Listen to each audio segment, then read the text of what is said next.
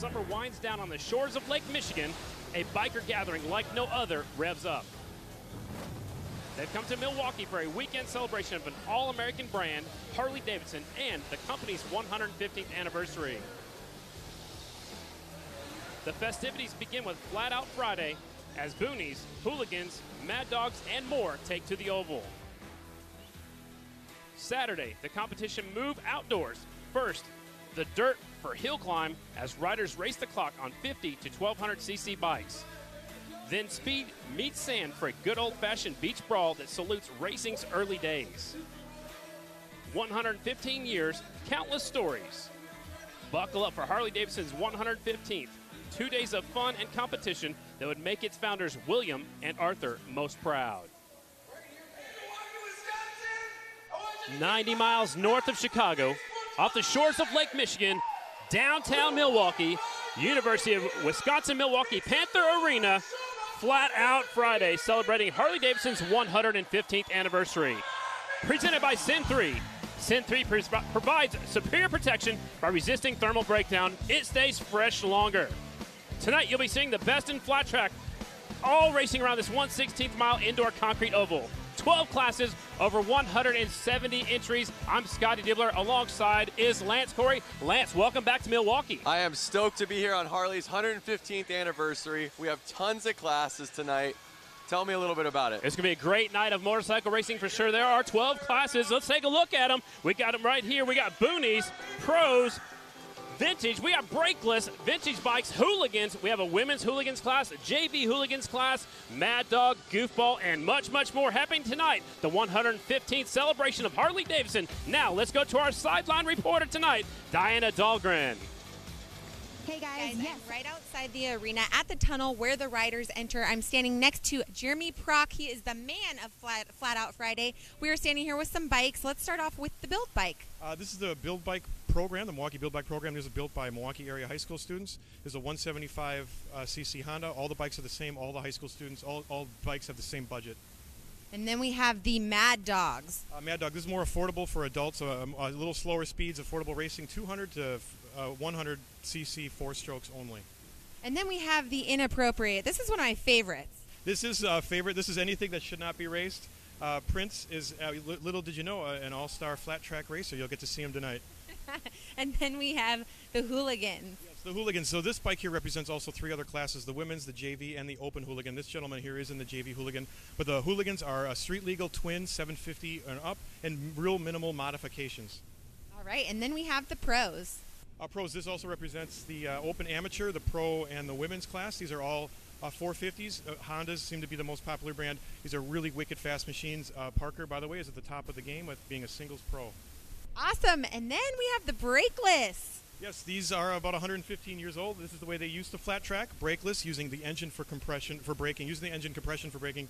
This is Chuck Dickerson. We have to let Chuck, a.k.a. Evil Knievel, go right now because he's starting off the evening with the brakeless class. So we're going to go ahead and let him get out of here. Guys, let's get this started. Thanks a lot, Diana. Up first is our brakeless class. Brakeless class has 4-stroke motorcycles, no brakes, no suspension, 1981 or earlier. These guys are crazy, Lance. This is going to be pretty insane. So the brakeless class, this is how flat track racing started actually, is here comes the 78-year-old rider coming out. They started with no brakes, Lance. They believed if you had a brake, the riders would stop in front of you. You would actually run over the rider right in front of you. That's pretty funny, but the cool part is you're all in. Once you twist that throttle and you start going, you're committed. You can actually see these riders will drag their feet to slow themselves down when they pull up to that starting line. In motorcycle racing, we start from a dead stop right at the start. The bikes are running. They'll put them in gear and they'll drop the clutch. So take a look at our starting lineup. Number 49 is Kendall Lutchman. 26 is Chuck Dickinson. 618 Christopher Zelzinski. We'll see what that is. That's a tough one. Yeah, we'll see what that is. 996 Dan Slobodnik. With 15 is Scott Johnson. The 3X is Scott Jones, and the 311 is Warren Heyer. So I see a lot of Harley-Davidsons out there. Harley-Davidsons and one lone Honda. Actually, don't see Hondas in the brakeless class very often because back then, Honda wasn't even around yet when they would race flat track at the very beginning. That's very true. No suspension, no brakes, and some people say no brains in this class. I mean, it's a tough one. Look at these really old motorcycles pulling up to the inside. There's the 26 pulling up right there. And that young rider is 78 years old. He's got some really cool Max leathers. They're red, white, and blue like Evel Knievel. He will start second from the inside. I think the key to a good race, Lance, is you got to get a good start and then hold your line. Good start's always the key. You know, I've been watching the lap times during practice in the heats, and I noticed a lot of guys were in the 9-second lap times, but, you know, there are a couple guys a little faster than others. And the light turns green. The 15 grabs the whole shot. That is Scott Johnson. He'll take him down the back straightaway. It's a really tight 1/16 mile oval. 15 is out front. He's got company coming. Here comes the 311. Warren Heyer, the 78-year-old rider, goes really high, and he loses a few positions. He's back there in the 4th spot. So don't count out the 78-year-old rider just yet. Do not count him out. 7 laps to go, 6 laps to go now. Anything can happen in 6 laps. In the brakeless class, Lance, good thing is, the leader throws it away. Just like I said, anything can happen. They race until they see a checkered flag or a red flag, so we still will keep racing until they're in there. Now the red flag is coming out. We've collected a few more bikes down here. Wow, that's not how we wanted to start the night. No, but see, they throw the red flag out like that because guys are trying to get up, and it could get really dangerous. It could get dangerous, especially if the riders are right there on the racing surface. You never know, but the brakeless class, so it was our leader 15 that went down first. They're all up and okay, it appears like that. Here's a look at the replay, and it looks like the back end just came around on them. We actually walked on the track earlier, Lance, and it was really sticky yesterday. It's not quite as sticky today. It's a little bit slicker, and it looked like he actually got on the cases and lifted the rear wheel off the ground, and that's what put that rear end all the way around, I think. That is very true. That's very true. Yeah, So that's what we see right here. Diana's down there really close to the action. Diana, is the track really sticky right now? Yeah, guys, it is really sticky. We did have some falls during practice earlier, but one thing to note is the guy who crashed into the wall, Evel Knievel suit, he actually was a part of our preview when I was out in the alleyway. He's 70 years old, guys. I mean, he got trapped, and look at him. He's up walking like a champ. 70? He told me he was 78. It's a pretty incredible story. I mean, to be that old out there and laying it down and getting up and still going. I don't think he heard my question, though. I think he was, saying how many horsepower that thing had, maybe. I hope. But it looks like he threw it down sideways, got on the cases. Diana, what else is happening down there? A lot of stuff is happening, but let's talk about the crew from Flat Out Friday converting the Panther Arena into the flat track oval yesterday morning at 8 a.m. After the layout and safety barriers have been constructed, the crew sprays Dr. Pepper, guys. That's right, Dr. Pepper syrup on the arena floor to help with traction, and then runs laps to lay down a layer of rubber to give the racers the grip they need to compete on this otherwise slick concrete surface. Hundreds of people have prepared this track, and it's extra special for the 115th anniversary of Harley-Davidson. All right, looks like they're staging them back up, Lance, to get this thing restarted. Looks like they're going to have a single file restart. No, they're going to stage them back up. Complete restart is what we're hearing, so it can be a complete restart. Tough break for our early leader, but it's a good break for the 26 because now he'll be up there battling for the lead again. All these riders are going to make it into the main event, but the better you finish, the better starting spot you'll have in the main. So it's very important. Very true. And like I said, when there were 6 laps to go, anything can happen. And right there, you saw almost the craziest happen. They're restarting. It didn't matter if you were in the back or the front. Oh, wait a second. Look, they have a little bit of a... So they're staggering, yep. I guess, maybe according to how they were running. So it's a little bit different. They put the 26 on the back. Actually, no, because he was involved in the wreck. That's why he's going to the back. Okay, so that makes a little bit more sense. The 15 was the first bike that went down. He collected the other 2 riders. So we'll have a complete restart with all these riders going to the main. And what I'm hearing is they're only going to do 4 laps right now. Interesting. And they are off into the first corner. Got to get a good start and hang on to that low line. Look how low the rear air pressure is on that leader. It's the 311 out in front. That is Warren Heyer. Keeping the air pressure down. I'm keeping a little bit more traction on that shiny concrete. Oh! Leader throws it away going into turn number 3. Looks like he's trying to keep that motorcycle running. He pulled in the clutch. They will race until we see a red or a checkered. Lance out front now is the 618. That is Zielinski. Zielinski's out in front. And that is on the Honda right there. Again, no brakes. You can see there's no disc on that rear end. Yep, they're just on the gas and laying it over when they get in the corner. Hopefully that back pressure of the motor helps slow them down a little bit. Zielinski's sneaking away a little bit on the 618. There's Dickinson, the old man right there in second on the 26. That's Chuck Dickinson.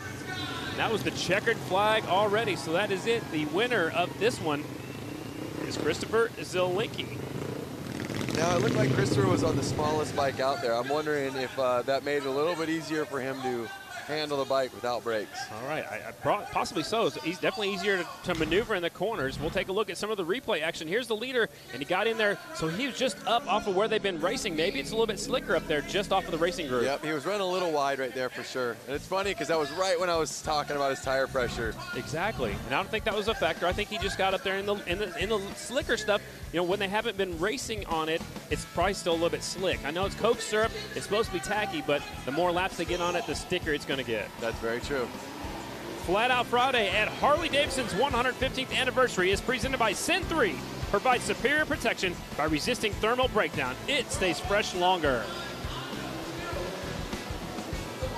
Up next will be our bike build class, and they are making their way onto the racetrack right now. It is a Milwaukee area high school. They have 100 days to build a Honda CL or CB 175 flat tracker. Teams have the same budget and work with volunteer mentors. Bikes are judged on appearance, performance, and racing ability. On the track now, Lance, this looks like a fun class. This would be a fun class. Man, I wish they had a class like this at my high school. That would be so cool. I think I'd flunk it on purpose so I could take it again. Right? You got to go back for more. I get it. I get it. Here is the riders in this one. 35, Ezra Brewski. They're all on Hondas, as we mentioned a moment ago in the rules. 83, Chadwick Dennis. He's from Shorewood, Wisconsin. 65, Stephanie Erbs. She's from Wisconsin. 07 is Kristen, and the names went away from us. They're getting ready to start our bike build. Kristen Lassen, that is Lady Lassen. The 05 is Leah Orloff. 65, Stephanie Erbs. 35, Ezra Brewski. The 11, Patrick Mishko, and they're off. 07, Brewski grabs the whole shot. This kid's a good racer, Lance. I followed him around a little bit in some of the amateur races, and he knows how to ride a motorcycle. Well, what do you know? You have a kid that knows how to ride and a kid that gets to build a bike in class. Man. Great opportunity. Living a dream for sure. He got a little bit sideways coming off the corners. When I talked to the riders earlier today, they said coming off wasn't so bad, but it was really slick going in. Yep, and that's what you noticed in the last race. Going into the corner is where he lost it. Absolutely. So Brewski's starting to sneak away just a little bit. Dennis right there in second on the 83 bike. That's Chadwick Dennis. He's from Shorewood, Wisconsin. Again, these are all Honda motorcycles that they build in class. There's your leader, Ezra. Looks like he's run into the corner a little bit wider, then squaring off right in the middle of the corner. He's getting into some lap traffic, and he goes around the 65 bike of Stephanie Erbs, and she is from Watawassa, Wisconsin, I believe. That's a mouthful right there. The one cool thing that I'm noticing on these bikes is you can tell the frames have been painted, the wheels have been painted. You can really tell they stripped these bikes down and really customized them. Kevin Clark just showed the field 2 laps to go, so he'll show the white flag this time by for the 35 bike, Ezra Brewski. Picking up the white flag, 1 more lap to go. Looks like that frame's probably even been powder coated or painted, just like you were talking about. 1 more lap rider right in his way. And the checkered flag is out for your leader and winner, 35 Ezra Brewski. Good job for him right there. Chadwick Dennis will settle for second on the number 85 or 83. Patrick Misha will finish in that 3rd spot. Man. Now, one thing you notice is as the leader, Ezra, was in the 9-second lap times. Wow, that's super fast. They went all the way back to 11-second lap times. So you can see there's about a 2-second difference between first and last place. Absolutely. That is the bike build class. We'll take a look at the results. Ezra Brewski again taking the win. Chadwick Dennis is second. Patrick Michaud is third. Kristen Lassen, that's Lady Lassen, is fourth. And Stephanie Erbs will qualify right there in that 5th spot. There's your bike build heat race. I wonder how many of their classmates that helped them build it are they're either in the stands or watching this live right now. I bet a bunch of them are. I bet that's pretty cool to see it all happening right here as part of 115th celebration of Harley-Davidson. This is the fun one. All right, this is your class that you want to sign up for when we were here in February. Yep. It's the Booney rules. It must be a pull start engine, a rigid frame, and a full AMA riding gear is mandatory. If you look, Lance, coming off that last corner, there's a jump right there, and it says get it on there. Some of the riders are going to take it. Some of them aren't. A little added feature in this class. That's awesome.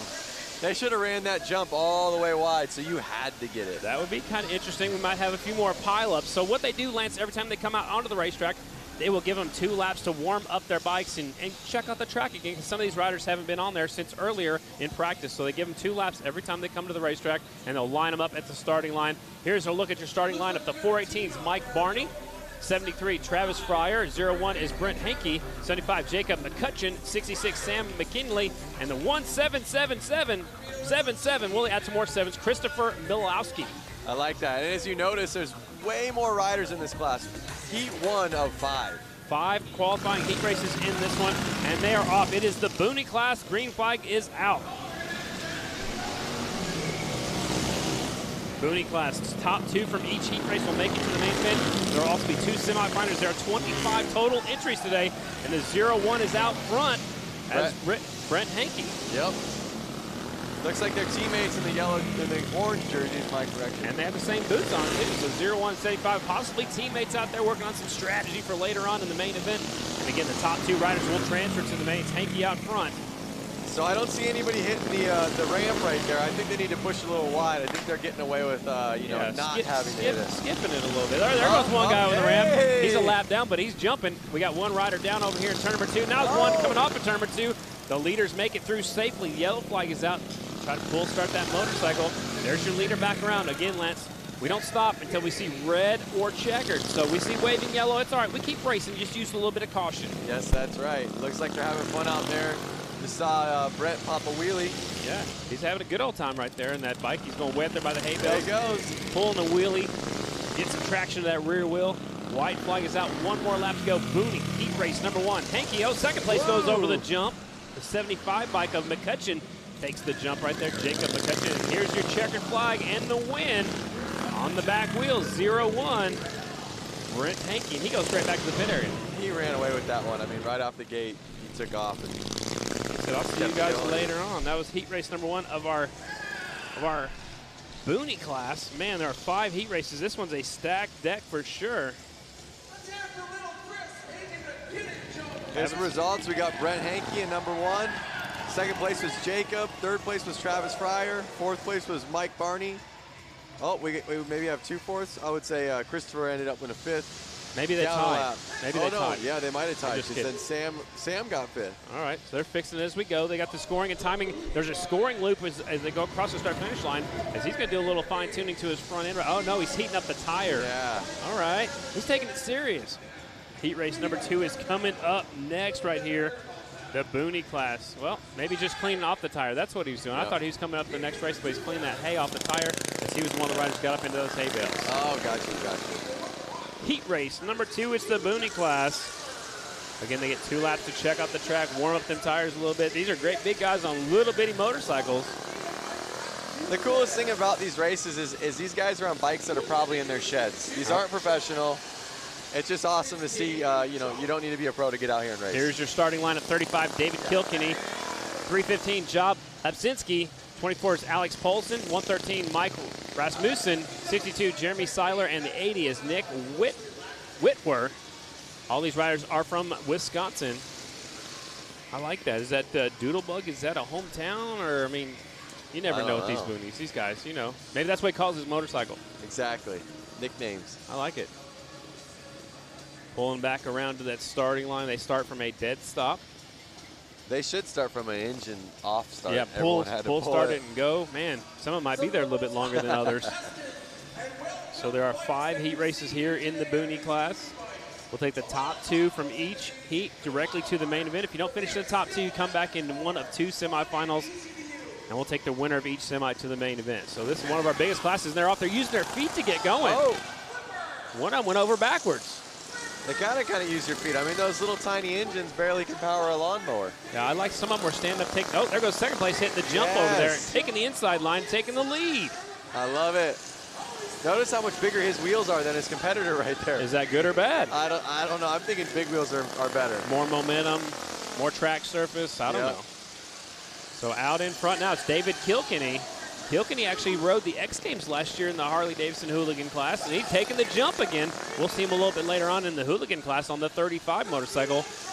And he's still on 35 right here. Goes by 2 riders, lapping 2 riders at the same time. David Kilkenny. Oh, man, he just went over backwards. I'm loving that jump. It's putting a smile on my face every time he hits it. Well, you like jumping. You're not scared of jump anything, right? I'm all about it. All right, Kilkenny, he likes taking the jump every time. He wasn't scared. Oh, man down. He picks himself up. I wonder if he kept it running. Nope, he's trying to pull start it. So your leader's pulling away. He's out front by 3.35 seconds. It's so funny when these guys go down, they're already so low to the ground. They just pop right back up. Instantly. Kilkenny's lapping them riders, picking them up, putting them back down. Now he's 4.3 seconds ahead. White flag is out for Kilkenny on the 35 bike. David Kilkenny from Waukesha, Wisconsin. The bike's listed as a Yuck, Y-U-K. Checkered flag is out. Because he probably looks and goes, yuck. Maybe, because it's yellow. Yeah, kind of ugly. Yellow, green. Yeah, kind of ugly green. Yuck. Could be a Yukon, I don't know. It should be short for something. That's awesome. All right, so Kilkenny taking the win in heat race number 2 of our Boonie class. Alex Paulson will settle for second place. That will be our last transfer. Alex on the number 24 bike from Shorewood, Wisconsin. He's on a custom motorcycle, and he makes it in. Everybody else was at least a lap down. Take a look at the restart right here from back in turn number 4. There goes the rider going over backwards. Man, he left the throttle still on. That thing's got too much horsepower. That's right. Having trouble hooking it up. Up next, heat race number 3 is coming up. Boonie Bikes heat race number 3. Scotty, do you mind if I run down there and take a couple laps? Maybe Do it. race one of these? You got a helmet? I could find one. Can you handle both bikes? As long as you give me what number you're going to be riding so I can make fun of you. All right, Diana, you enjoying the boonies down there? Oh, of course I'm enjoying the boonies, but the biggest thing was that I feel like I could take both you on and beat you badly. Whoa. Challenge accepted. Challenge is definitely accepted. All right, let's do that next time we come up here in February. February it is. Bring it on. Sounds good. We didn't get signed up. We didn't get any practice. We don't have any bikes. We'll have to wait on that. Heat race number 3 is coming up next. You going to pick a winner this one? Well, you know, it's hard to say, but I see a bike that looks very similar to Kilkenny's. Are they friends? Is that Kilkenny's bike? Do they ride together? I don't know. I don't know. Could be. So heat race number 3, the 777 is David Mascari. The 99 is Anthony Bollinger. 73, Chad Brundage. 101, J.J. Flaherty. 142, Daniel Holbus. Also out there is the, looks like the 4 bike of Ike Ozurmba. And keep your eyes on the 101, J.J. Flaherty. He usually rides number 45. He's got 45 on his back. He actually won the X Games last year in the hooligan class. Look, he's doing a stand-up. He looks like he's doing a BMX start right there. 1 foot on the bike. Oh, look at it. It worked, too. Hopefully somebody's taking some notes right there. 142 slides into second, Daniel Holbus. But it is JJ out front. I follow him on social media. JJ rides, man. He's a pretty cool dude. Looks like his bike's bouncing a lot. He's kind of slipping out a little bit. Looking back at his competitors like, how much? Like, come on. Yep. Come on, let's race. Let's take a look over show. Looks like just having some fun out there, and that's what Flat Out Fridays are all about. It's all about the fun. Leader's trying to sneak away, so there's no suspension. So the bouncing's got to be the bouncing on the air pressure in the tires, right? Totally, yeah. Right well, on. like we said, they lower the tire pressure, but that's obviously going to cause a bounce if, you know, if their traction's not on par. Right on. Out front, J.J. Flaherty, 101 on his number plate. Uh-oh. Hear the crowd go crazy. One rider lost it going across the start-finish line. That was our second place rider. Now the leader's way out in front. Flaherty takes the jump. Dude, 2 riders down over here in 1 and 2. You think they did that on purpose? One guy ran into the other guy? Yeah, maybe. You never know. Everybody wants to transfer directly out of the heat race. There's Flaherty right there, your leader, wearing those all-white leathers. Remember back in the day, growing up and going to the races. Look at Flaherty's going way up to the high line. He wants to get jumping. Arrow, he's going to hit the speed. jump. Whoa! Oh, 1-footer. Throwing tricks. But they used to wear all-white leathers a lot in the old days because it was so hard to see. It was usually dusty out there, so I like the old-school all-white leathers. Sliding in there, stand-up, sliding in the corner. Here comes J.J. Flaherty to pick up the win in heat race number 3. So you're saying that they wore the white so that way they'd be seen on the track? Yeah, back in the day. Back in the day, you want to be seen because it was dusty. You didn't have the lighting like you do nowadays, so a lot of people wore white leather. So let's take a look at the replay. Watch the second place rider, 142, hitting the jump. One-hander. Landed on the back of his seat. Too much showboating right there. And it cost him a transfer spot. That was our second place rider, the 142, Daniel Holbus, who he actually still came back and still finished second, but he was way behind the leader. Flaherty taking the win. Holbus will settle for second. That was who fell off. Still got up and kept going. Probably because a couple other riders fell off too, Lance. Yeah, there was that crash again in the second the lap turn after 2. that, I Yep, believe. exactly. So it worked out good for him. Here comes the next heat. Already coming to the racetrack right now. Again, Boonies, there are 5 qualifying heat races with a top 2 to the main event. Again, they're getting a couple laps to check out the racetrack. Looks like there's only 4 of them going to make the start. I've got 6 of them on my list up here in the booth. Heat race number 4 coming this way. The bikes that are entered in this one, mostly from Wisconsin, but there's one rider from California. They're on mostly custom motorcycles. 56, that's Zach. Your guess is as good as mine. Lukey? Yeah, I'm going to leave that to the screen. 66, Sean Gordado. We'll see him a little bit later on. 7 is Indian Lindowski. 99, Adam Munzinger. 33.5 is Eric Munzinger. He's got a half number because it's maybe a half of a motorcycle. I don't know. 57, Ryan Sirocco. And he's on a Doodlebug also. That must be a motorcycle. Gotcha. All right. Some sort of mini bike. Absolutely. So, again, one rider from California. The rest are all from Wisconsin in this Booney Heat Race number 4. Top 2 to the main event. Looks like only 4 of them going to make the start. And they're off. Whoa! Oh. Man, that must be really tacky right there because that's where that other rider went over backwards in the last race. Into turn number 3. 57 is out front. Ryan Sirocco from Stevens Point, Wisconsin. That is the Doodlebug motorcycle. There goes the 99 around the outside, battling for the lead. A long way around, and taking the lead is the 99 at Munzinger. Notice nobody's hitting the jump on this race. Well, they saw what happened the last one, probably. True, very true. Well, that guy was showing off, though, but... All right, battle for the lead. Heating up as they go into turn number 3. The leader goes a little bit wide. Here comes second over the jump. There we go, All right. He must have heard you talking. I love it. Maybe he's got a speaker in his helmet. Here they come down the back straightaway. Still out front. Out front is Munzinger. Sirocco's in second on the 57 bike. Taking the high line. Look, he's got an all blue bright shoe over here. A lot of the riders will actually take real carpet to the bottom of their shoes. Yeah, 57, he's pulling off the racetrack. That was who was up there battling for the lead a moment ago. Uh-oh, looks like it's going to be an easy transfer, the 2 that are out there right now. Sirocco, tough break for him. He's off the racetrack now, so 99 still cutting around out there. One of them just got back on the racetrack. So Munzinger's out front on the 99 bike. All by himself. He's got at least a half a lap lead. There's the white flag out for your leader, Munzinger. Munzinger from right here in Milwaukee. And this bike's listed as Yamaha. Do they have Yamaha? Is that little? I don't think that was a full start. You must be racing another class that has Yamaha. So he waved to the flagman right there. That's Kevin Clark. Yeah. He waved to him as he went by. One more lap to go. This kind of looks like a victory lap. Munzinger out there on the 99. He should be jumping the jump for us. Maybe that was a checkered flag. That was a checkered flag. So I thought it was the white. Hard to tell up here where we're at. Way up at the top of the arena. So 99 takes it back to the pit area, and he is your winner. Munzinger takes the win.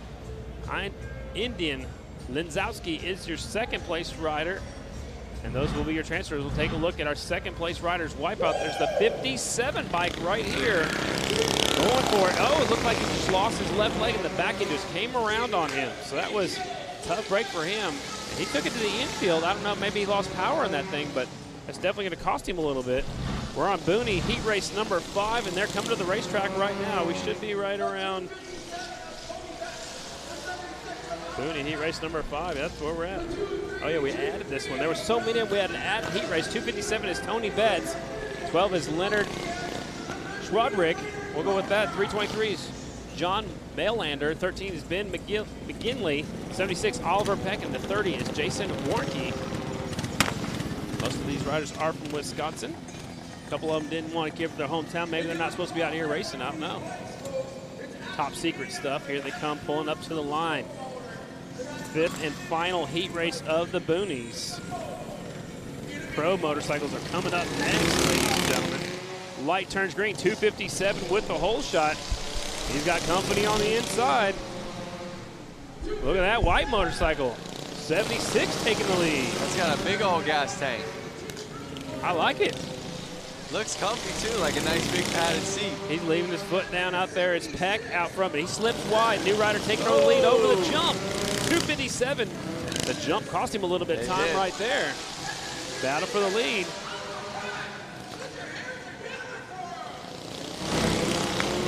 There's the top 2. Oh! Where did the rider go? I saw the motorcycle. I hope they got that on camera so I can watch that.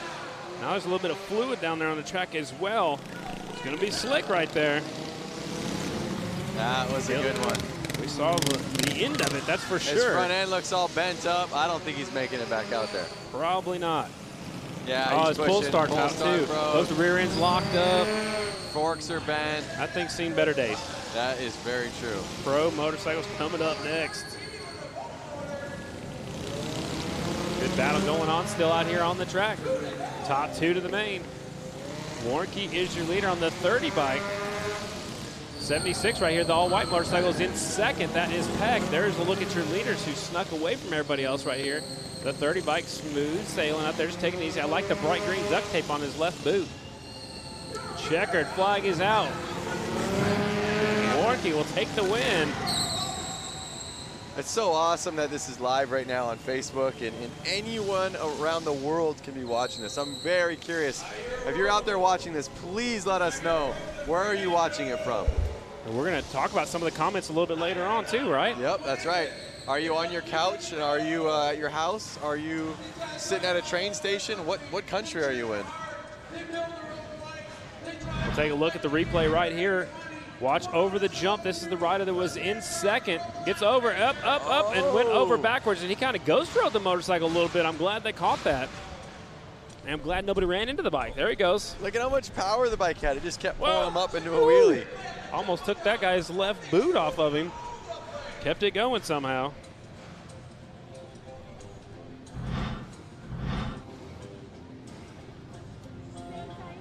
So awesome. I just asked people where they're watching it from. I'm getting a lot of places: Colorado, Ohio, Jerry Kirtley out of Chattanooga, Tennessee.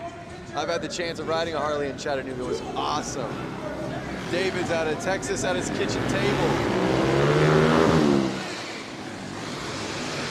Coming up next is our pro heat race action. We don't have a lot of pros signed up because Flat Out Friday is mostly about the amateurs. The pro class rules: 19-inch AMA dirt track tires, no slicks are allowed. You also have to be licensed from a national governing body. That could be American Flat Track, could be the Ice Racing Flat Track Series, any governing body. If you have a pro license with them, you can race pro with us. So your starting lineup looks like this.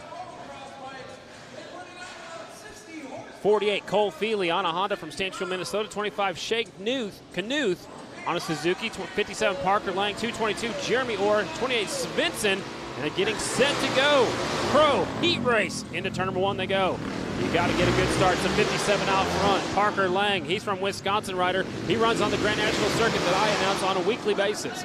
Lang out in front. There's Jeremy Orr, the 222, sneaking a peek on the inside. Check out these bikes. They have so much power with such a short track. You know, by the time they get on it, they're already laying it back down for the next corner. You barely have time to pick that left foot up and then get on the foot peg, and then you're putting it right back down. Yep. Parker Lang out in front. He's holding off a hard charge, and Jeremy Orr sticks it in deep and takes the lead. These guys need to jump out there right now. Yeah, that'd be awesome. I don't know if anybody take it unless they put it all the way across. Yep. Jeremy Orr out in front, the 222. Showing the way. 57 of Parker Lang right now in second.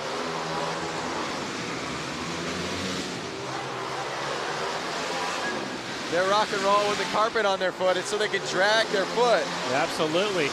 Orr sliding it out front. These guys are serious. They come here to win some money. 222 is Jeremy Orr. A lot of the... he opened up the door. Here comes Parker Lang.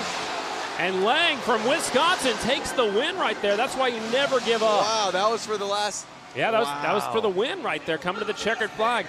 These guys are serious. If the door opens up, you got to be there to stick that wheel inside and take that spot away. Parker Lang, who's from Wisconsin, takes the win. A lot of these guys are going to drive down the road to the Grand National in Springfield, Illinois. Short track tomorrow night. Some of these guys, most of these guys will be there with it. Watch them as they battle the turn. Lance, tell us about what's going on. Well, watch his front end on the 222. It's bouncing a lot, and it was bouncing there, and it bounced a ton when he got past. So here's a look at the final corner. Boom, boom, boom. So that's what caused him to go. He couldn't keep it down low. He pushed wide and opened up the door for the 57 to come on through. Yep, just like that. Gave it away.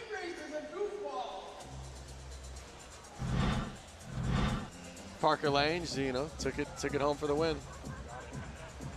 Flat Out Friday at Harley-Davidson's 115th anniversary is presented by Sin 3. Provides superior protection by resisting thermal breakdown. It stays fresh longer.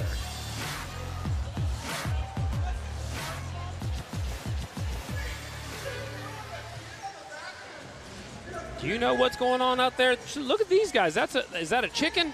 I don't know. It's not October yet, but it looks like they're ready for Halloween. It is the goofball class, ladies and gentlemen. Riders are 18 years old and older, and they are outrageous. Whoa. Look at that thing. Is this Back to the Future? I think so. Let me ride it. No kidding.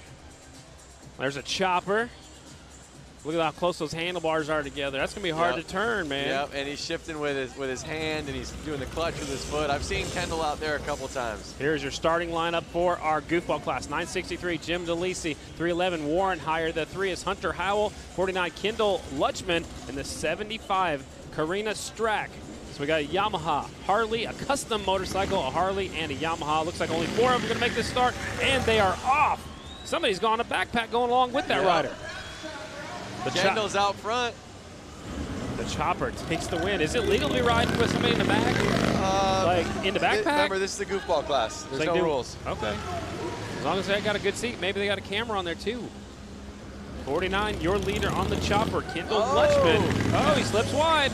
Notice him laying it over so hard that his clutch is actually scraping on the ground sometimes. Wow. It's probably his kickstand is too. Looks like his kickstand over there on that chopper. I thought that was a chicken, but it looks like a little bit of a crazy creature maybe. There's the rider with the baby on back. Oh, the chopper went down. The 49 bike throwing it away. Hopefully we got that out. Like I said, I think he was laying it down so far that the clutch actually picked up his rear wheel on him. Made the rear wheel light and come around on him. So the monster right here, the 963, is out in front. That is the Liesel. Jim DeLisle. Delisle. I don't know. Delisle, bro. We'll go with Delisle. 963. Choppers in the infield. Out of the goofball class, ladies and gentlemen. We have to take the top 4 riders to the main event. So there's 3 heats. 4 riders will go directly to the main event. Kevin Clark will show them the white flag. 1 more lap to go.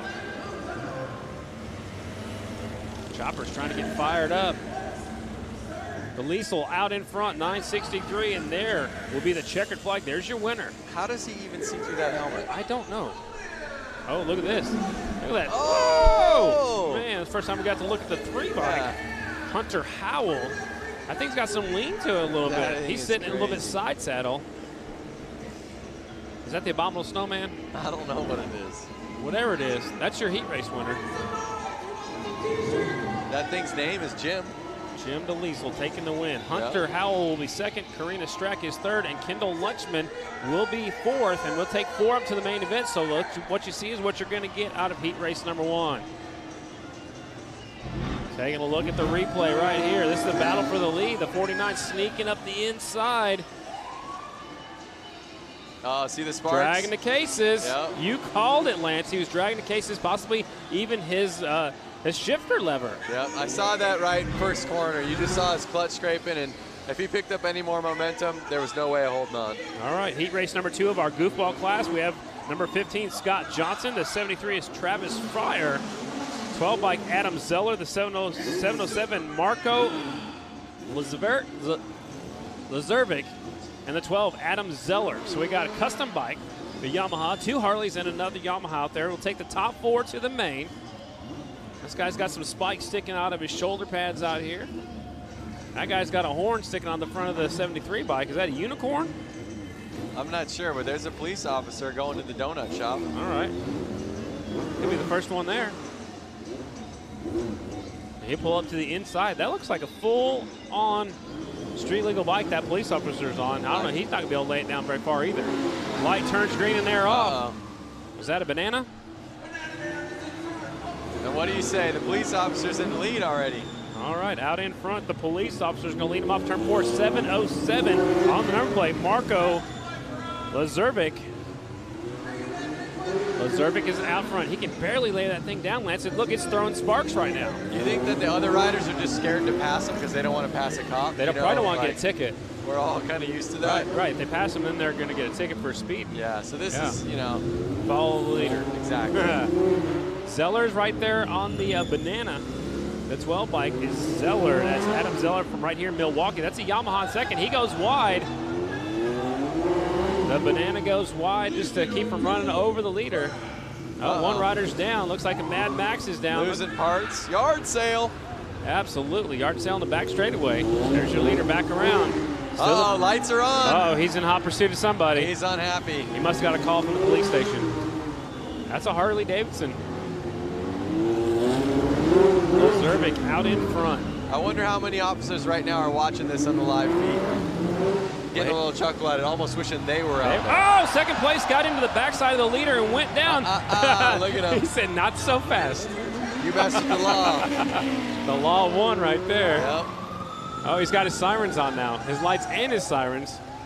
Lazurvik out in front, 7:07 on the number plate. There he is, across the finish line and will take the win. He's got his police sunglasses on, red, white, and blue gloves.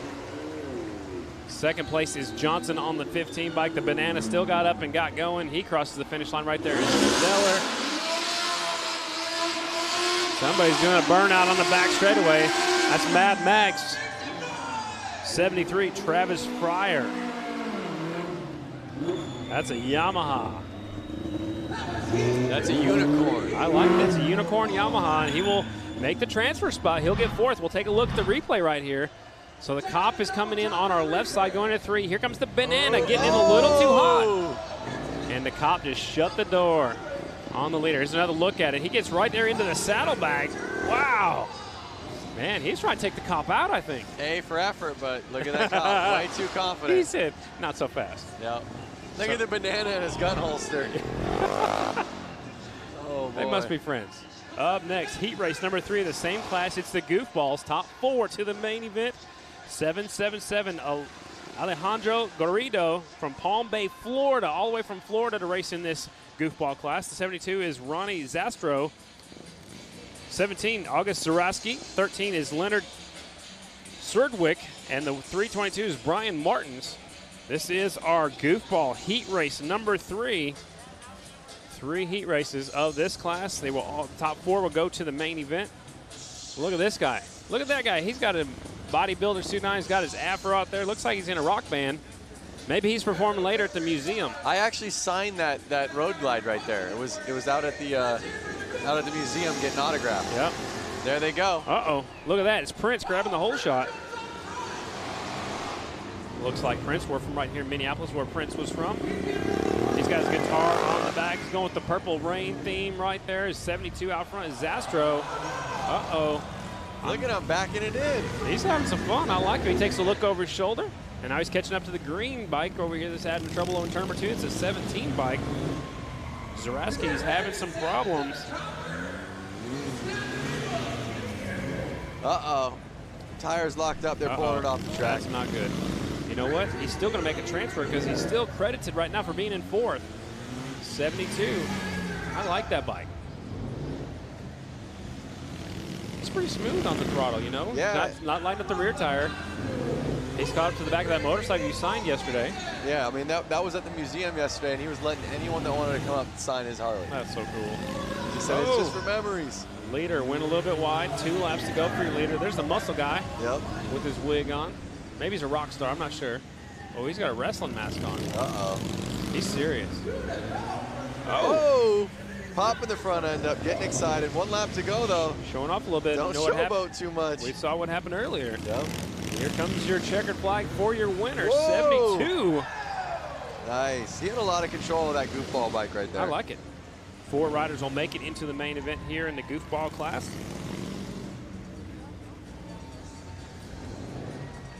Ronnie's looking real confident. I'm sure when it gets to the main event, he's going to be one of the guys to keep an eye on. That's for sure. He's going to be fast for sure. With the Prince theme right here in Minneapolis, or from Minneapolis, Minnesota, not too far away as we're here in Milwaukee. Here's a look at the replay, actually. Watching him off the start, this coming to the finish line, doing a little wheelie. Yeah, throwing some style into it. You think the guitar helps him do that? Puts a little bit of weight on the rear wheel. Yeah. I like it. He wanted to get close to Kevin Clark, you know? Exactly. All right. Well, lots of fun here at Flat Out Friday, celebrating Harley-Davidson's 115th anniversary. All right, let's go down trackside with Diana. Hey guys, give a big round of applause. TJ Dillashaw and still bantamweight champion. Congratulations. We're live on Facebook, millions of viewers right now. How is it being here in Milwaukee for the 115th anniversary of Harley-Davidson? It's amazing. I'm a big Harley fan. You know, I got a Harley myself. Anytime I get a chance to escape training, need a break, I jump on the Harley and have some fun, forget about everything. It is the perfect escape. How was the brand new FXDR that you got to try out today? Man, so much fun. Me and Cowboy got to race around town, show it off a little bit. Everyone's asking questions about it, so it's fun to have the new bike out on the streets, you know? We saw you laughing earlier at the goofball class. What did you think so far of tonight's Flat Out Friday races? It was action-packed. People eating shit, having fun. The goofball, the boonies. I want to do the boonie races. The boonie races look amazing. The pro class was insane. The 450s in this little building, very intense. So I've been having a good time.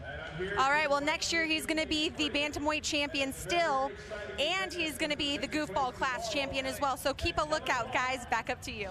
Thanks a lot, Diana. I think I'd love to see him out there on a motorcycle. I think it'd be a lot of fun. No, totally. And exactly what he was saying down there is exactly how I'm feeling up here. Let me ride the boonie class. Yeah, you're wanting to go run down there and put on a helmet and let me announce all by myself up here. Yep, I want to race him next year, this next race.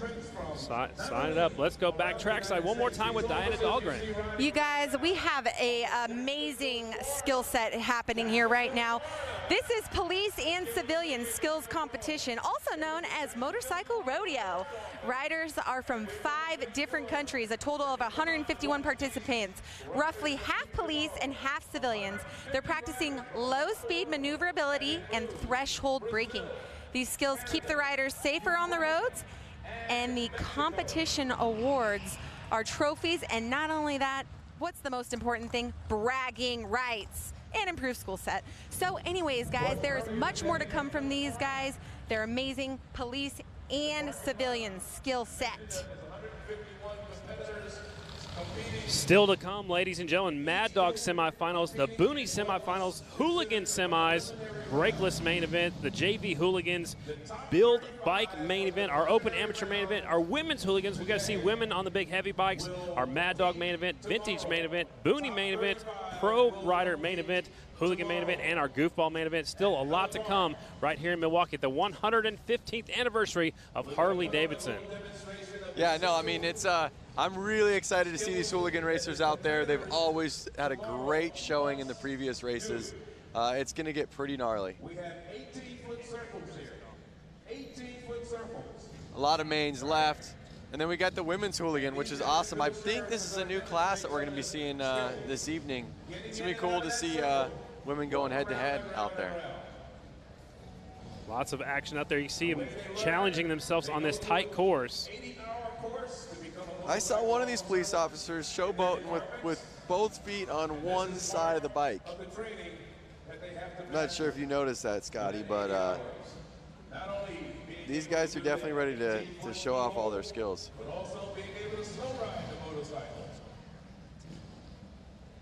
Let's hear from Diana and hear exactly what else is coming up this weekend besides the event here tonight. Harley-Davidson 115th anniversary is here, and we're getting it started tonight with the Flat Out Friday races. Tomorrow at noon Eastern, we will be 30 miles north in Slinger, Wisconsin for the Harley-Davidson Hill Climb. 5 classes of bikes compete at Little Switzerland Ski Resort, where they have created not 1, but 2 hill courses to climb. The front side with multiple jumps and a mogul field to maneuver. Then the riders move to the back side of the hill for the 35-degree angled second run to really challenge their climbing skills. Again, that starts at noon Eastern here on Facebook Live. But we're not done there. What would Labor Day weekend be without a trip to the beach? I'm talking about Bradford Beach. Harley-Davidson has spent the last week turning this popular Milwaukee beach into a racetrack for the finale of our weekend celebration. 6 classes, including the Trog 45, Brakeless, Vintage Sportster, and Hooligan, will compete on this quarter-mile oval track on the shores of Lake Michigan. The Bradford Beach Brawl starts at 6 p.m. Eastern here on Facebook. A great weekend celebration, and we are bringing it all to you here on Harley-Davidson Facebook Live channel. Wow, that is incredible, and I cannot wait to see the hill climbing. Myself being a motocross rider, I would love to race up that hill. There's the jump, there's the moguls. some stuff that I look like I'd have a lot of fun on. Then I would love to be on the beach tomorrow afternoon because it's going to be a lot of fun too. So the journey, both literally and figuratively, have been one wild ride for Jason Rogers. The 33-year-old Alabama native has only been competing for 2 years. He drives from race to race in a one-time juvenile corrections vehicle, but what really drives Jason is a passion for riding. Every rider has a story. This one's just mine. 12-hour drive.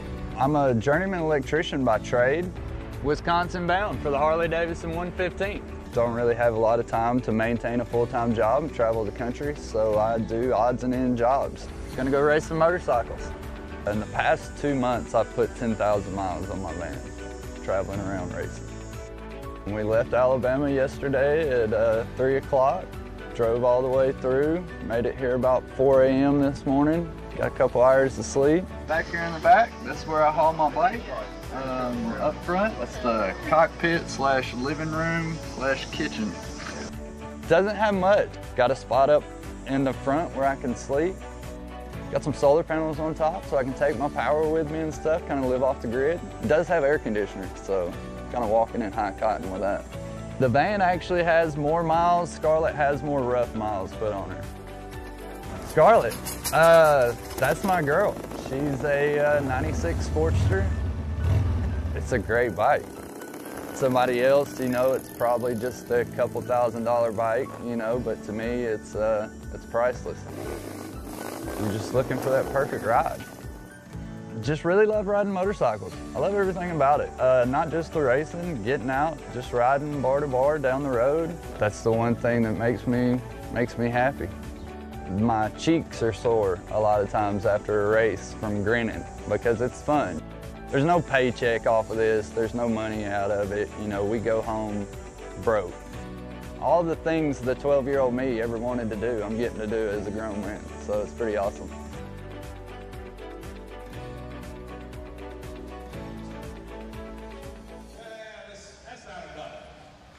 To none other than Wheelie Wizard. You know, we got to have fun earlier. Let's tell the crowd a little bit of what happened. We got to do, I mean, you got to do wheelies. I got to be your passenger.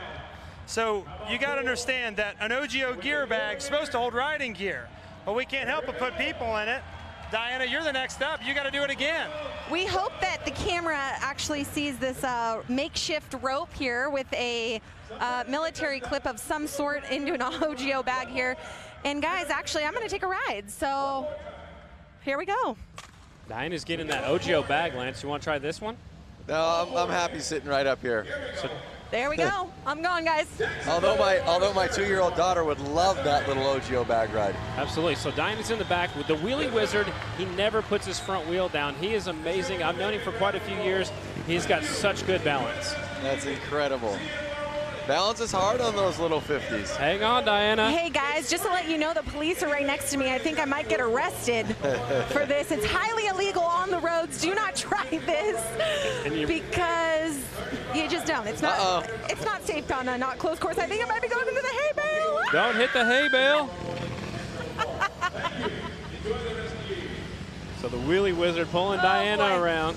I think the cop is following you. Actually, I think the cop might be a little upset, you guys.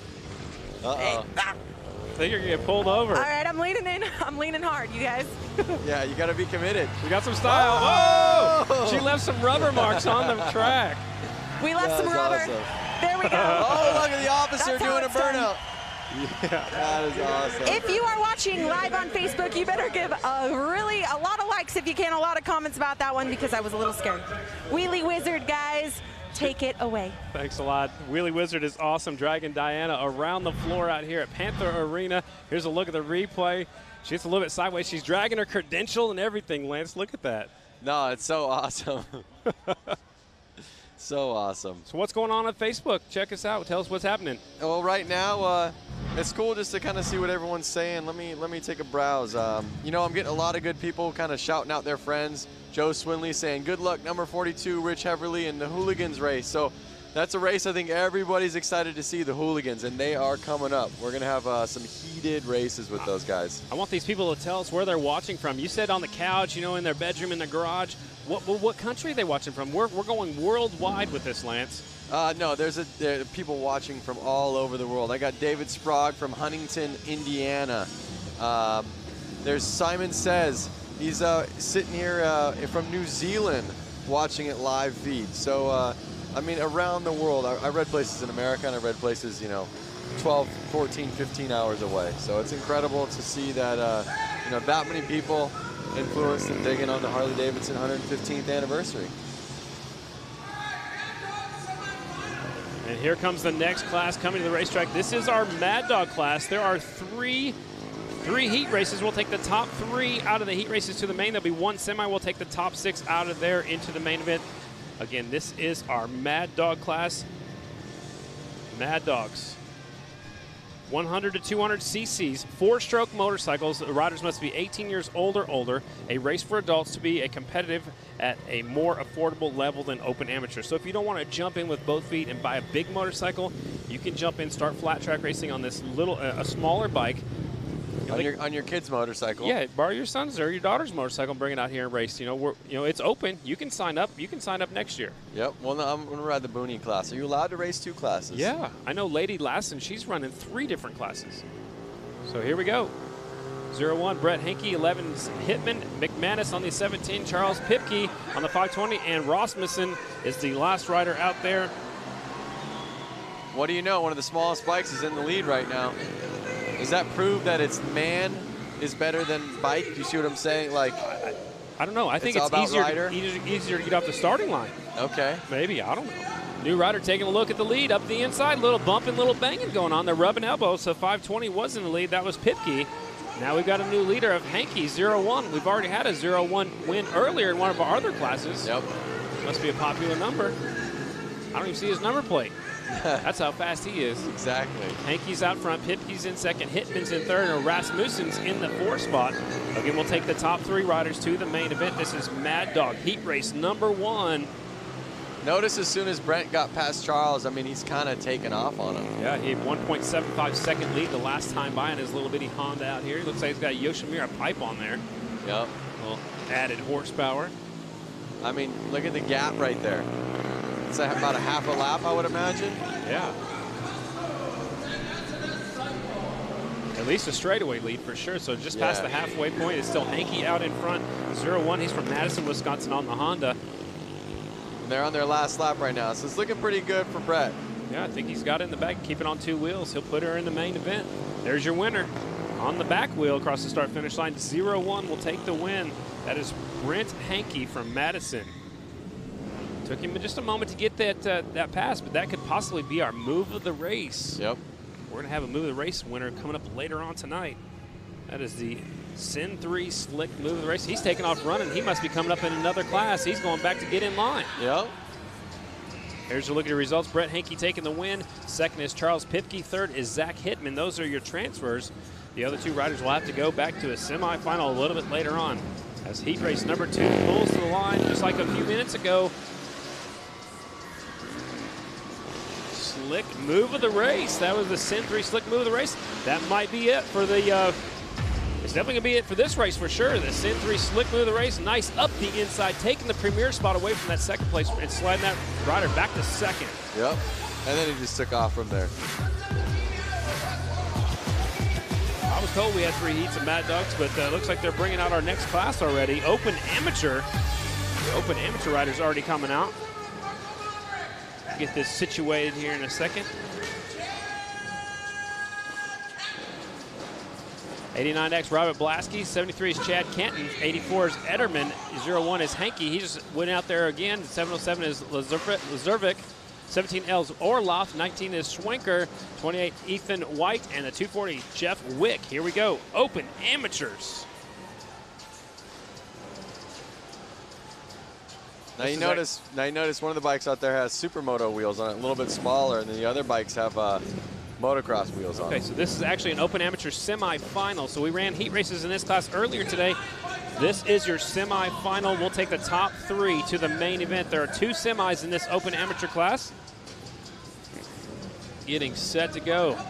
Look how many they're putting on that starting line, Lance. That's going to be like a motocross style gate. Look how tight they are. Totally. There's going to be some banging, some elbow banging right here, bar banging. I think guys are going to get into it with each other. Should be a fun one. Open amateur class getting set to go.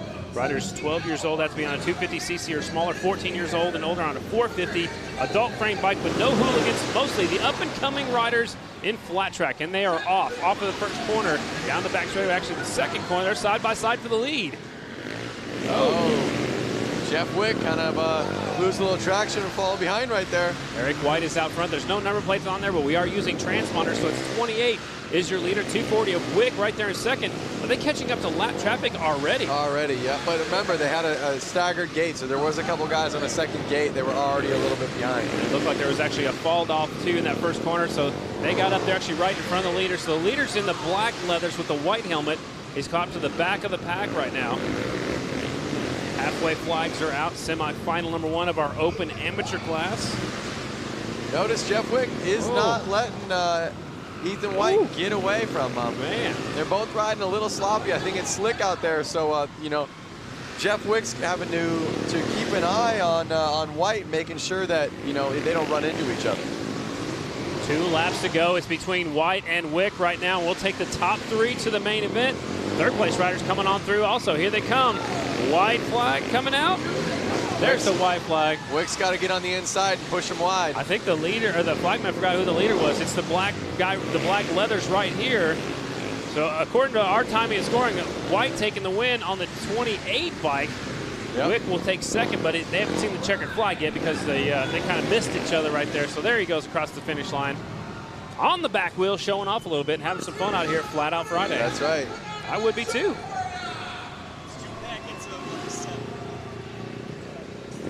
Ethan White taking the win. Jeff Wick is second, and Blasky is third right there. And that is your 3 transfers. Oh, almost went over backwards. Up next, semifinal number 2 for our open amateur class. Let's look and see how sloppy this race was right here. Woo! Second place rider got a little bit sideways right there. There's good form right there, sliding in the first corner, barely putting your foot down, but look how loose it is and how slick it is. I mean, that was making it real tough for Wick to try to, you know, really pinpoint how he wanted to pass him. I mean, they were just all over. And he puts it on the back wheel. Yep. That's what, you know, racers do that. They do that. Got to show off a little bit here at the Harley-Davidson Flat Out Friday, celebrating 115 years of motorcycles. Harley-Davidson started back in 1903.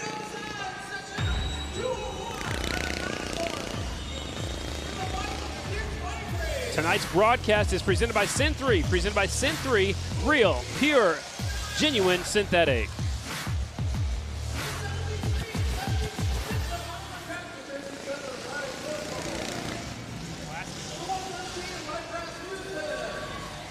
Looks like the Booney class, semi 1 of 2. 99 is Bollinger, 73 is Brundridge, 315 Lapsinski. 33 and a third is Munzinger. 76 is Oliver Peck. 113 Rasmussen. 62 Jeremy Sealer. 57 Ryan Sirocco. And the 80 is Nick Whitwer. So there was already 5 heat races of this class. It's already been brought down to 2 semis. After the 2 semis, we're going to go and do the main event. All right. I'm glad you're here keeping me in line. Yeah. The 99 is here all the way from Brooklyn. There's the 33 and a third. Maybe a third of a motorcycle. What do you think? I'm not sure. He's ready to go. Look at him. Uh-oh, someone's got to buckle his helmet. Oh, you got to do that. Track safety's like, hey, put your helmet on all the way. Put your helmet back on. Tighten it up. Tighten the strap. I mean, I guess that's the thing is that a lot of guys, you know, in the Booney class, they kind of forget to be completely prepared because it is such a fun class. Booney semifinal. Okay, the Booney semifinal. There are 2 semifinals. We'll take the winner from each semi to the main. It's getting tough now. You got to win your race. And the light turns green, 113 with the whole shot. Into the first corner, 33 and a third, getting stuck in traffic. Remember the one with the big white gas tank right there in third? Lance, look at the inside move, taking over second. Totally. I love it. Looks like all the guys kind of skipped the jump this time. I think they like it, but it's not the fastest route. Rasmussen out in front. Peck right there in second on the 76 bike. And Peck's going to look up the inside. I like his Evel Knievel helmet. It's so funny to see these guys twisting the throttle all the way. Yeah. All the way. Turning their wrist all the way underneath the handlebar. Yep. Second place rider goes wide. Peck is out in front. Pulling away. It's a 76 bike. Yeah. So one thing we can notice about these bikes is they don't have gears or a clutch. They're like centrifugal clutches. They just pull the throttle and it goes. So they can't shift either. So their power band is very long. That's why they're just wide Leaving open. it wide open as long as they can. Oh, he's got a hand brake right there with his left hand. You see that? He Yep. doesn't have a foot brake. He's got a hand brake. Yep. And some zip ties hanging off his bike. Hey, whatever makes it work. Peck is out There's a front. jump. I love it. 76 out in front. Oliver Peck should be picking up the white flag this time by. Here he comes off of 4. White flag's flying. 1 lap to go for your leader. 76 of Peck. Getting some lap traffic. He's going to try to set him up. Oh! Man. Cheap thrills. Cheap thrills. Checkered flag came out. Almost lost our leader right there. And our transfer is going to be the 76 of Peck. That's Oliver Peck on a custom motorcycle. I like that. Yep. Custom Evel Knievel white. You need one of those. I can hear him locking the brakes up going off the racetrack. Yep. Reaching down, turn the motorcycle off. They have to walk them through the hallways here. That's part of the rule book. So here's a look at the last lap, last corner on the replay right here. Get into the, Whoa, man. That almost was. That could have been a high side. Yeah, it was and almost you don't want to night-night. do that. Yep. Get in the back of somebody else. You usually go up and over the handlebars and put you on the ground real fast and in a hurry. So semifinal number 2 of our Booney class coming up next. They're already out there on the racetrack checking it out. Semifinal number 2. Got a bunch of riders in this one, Lance, and only the winner goes to the main event. That's crazy. Man, that means all these other people are going to be fans up in the stands just like you and I are. Here's a look at the lineup. 418 is Barney. 257 is Tony Betts. The 13 is Leonard Wildrook. 73 is Fryer. 323 is Mailander. 777 Mascari. 66 is McGinley. 1777 Milanowski. And the 4 of Orzumbra. Man, he's got some hard names, these riders up here from Wisconsin. Yep, they're all from Wisconsin, and we'll see how they do. They're getting lined up right now. So it'd be safe to say a Wisconsin rider is going to make the main out of this one? That you have, I think, a good chance of that being correct. Okay, perfect. Forever Two Wheels Company, I like that. On his jersey right there, he's got the Harley-Davidson number 1 on the side of his helmet. Yep. Staging him up. He's looking 777's ready to go. He's not even looking back. He's ready to go straight to the main event. He's focused. Over their front end, was his bike that powerful, you think? I don't know. That guy's got a Pabst Blue Ribbon shirt on. Here we go. Getting set to go. Booney, semifinal number 2. We will take the winner only to the main. The official down there making sure their front wheels aren't across the line.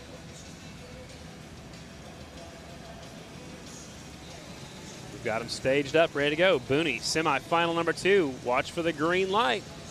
And like you said, Lance, there's no clutches, so you got to just twist that throttle and let it pull into the corner. Number 73's, number plate's bigger than his wheels. It sure is. Could be a little bit of a wind drag, maybe. All right.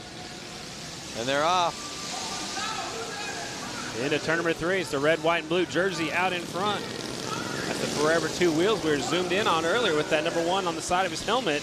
Out in front, Mascari is leading the way. 777's not even lifting up his left leg, keeping it out there for whatever he feels safe about. Looks like he likes to ride motocross. He's got it way up to the front. In flat track lines, we try to keep it right beside us on the side of us, but these bikes are so small, I don't think it matters as much. Yep. Yeah, you almost can't keep it to the side of you because your foot's already too close to the ground. There's no way, right? Out in front, Mascari trying to pull away. Fryer's trying to keep him in check. Or Zumba right there in third, trying to hang on to the leaders. Halfway flags are already out, Lance. It doesn't take very long to put down some quick laps out here. No, it doesn't. I mean, they're putting 10-second lap times down, I believe. 777's getting into some lap traffic. A little bumping, little banging going on. He got through. Look at his muffler hanging off the back of the bike. It looks like, well, that's his brake line hanging down. I thought it looked like a chain was hanging down, like from his, from his wallet to his belt loop. That's what I thought it was for a second. Got air filter hanging off the back, breather right there, crankcase cooler probably. Mascari picking up the white flag this time by. Here he comes to the white flag. Friars right there in second. The 173 trying to keep his leader honest. And I believe it's going to be Mascari going to win this one, going away, hands down, fist up in the air, 7-7-7. Oh, we lost one come out the final corner. Now, one thing to notice is that these riders are actually, I see a 10-second lap time was put down there in this Boone E class. And some of the other fast races were only putting 9-second lap times out there. So their pace isn't that far off of the other riders we've seen. Looking pretty good to me. So they'll go back and regroup. We'll see the winner in the main event. There's always something going on everywhere you look around here. Here's a look at some of the replay of the 777 getting into the lap traffic. He lifts his foot up to go over the jump. And this guy's like, hey, where'd you come from? He's like, hey, I'm lapping you. He's probably just checking out that #1 Harley-Davidson sticker on his helmet. Checkered flag, fist in the air, red, white, and blue jersey. Oh, and there's a look at the crash right there coming out that final corner. Some pieces come flying off. So Boone semi-final #2 is in the books. And now we're going to send it down to Diana. How's it going down there, Diana? Oh, it's going great so far because I'm standing next to Buddy Subtle. He's a part of your hooligan class that's about to come up. Harley Hooligan, you're going out there, you're going to lay it down. I mean, you guys are going to be banging bars. Yeah, it's going to get intense. You got to win to get in the main, so it's heated. So how do you prepare for an event like this? Get drunk the night before. Okay, so that's how it is. The crowd is cheering him on. I mean, that's what he likes to do. So, hey, guys, we're going to take it back up to you. Thanks a lot, Diana. This is our featured class. It's the Harley-Davidson Hooligan class. Riders must be 18 years old or older, 1986 or newer motorcycles, twin 750 cc's or greater motors.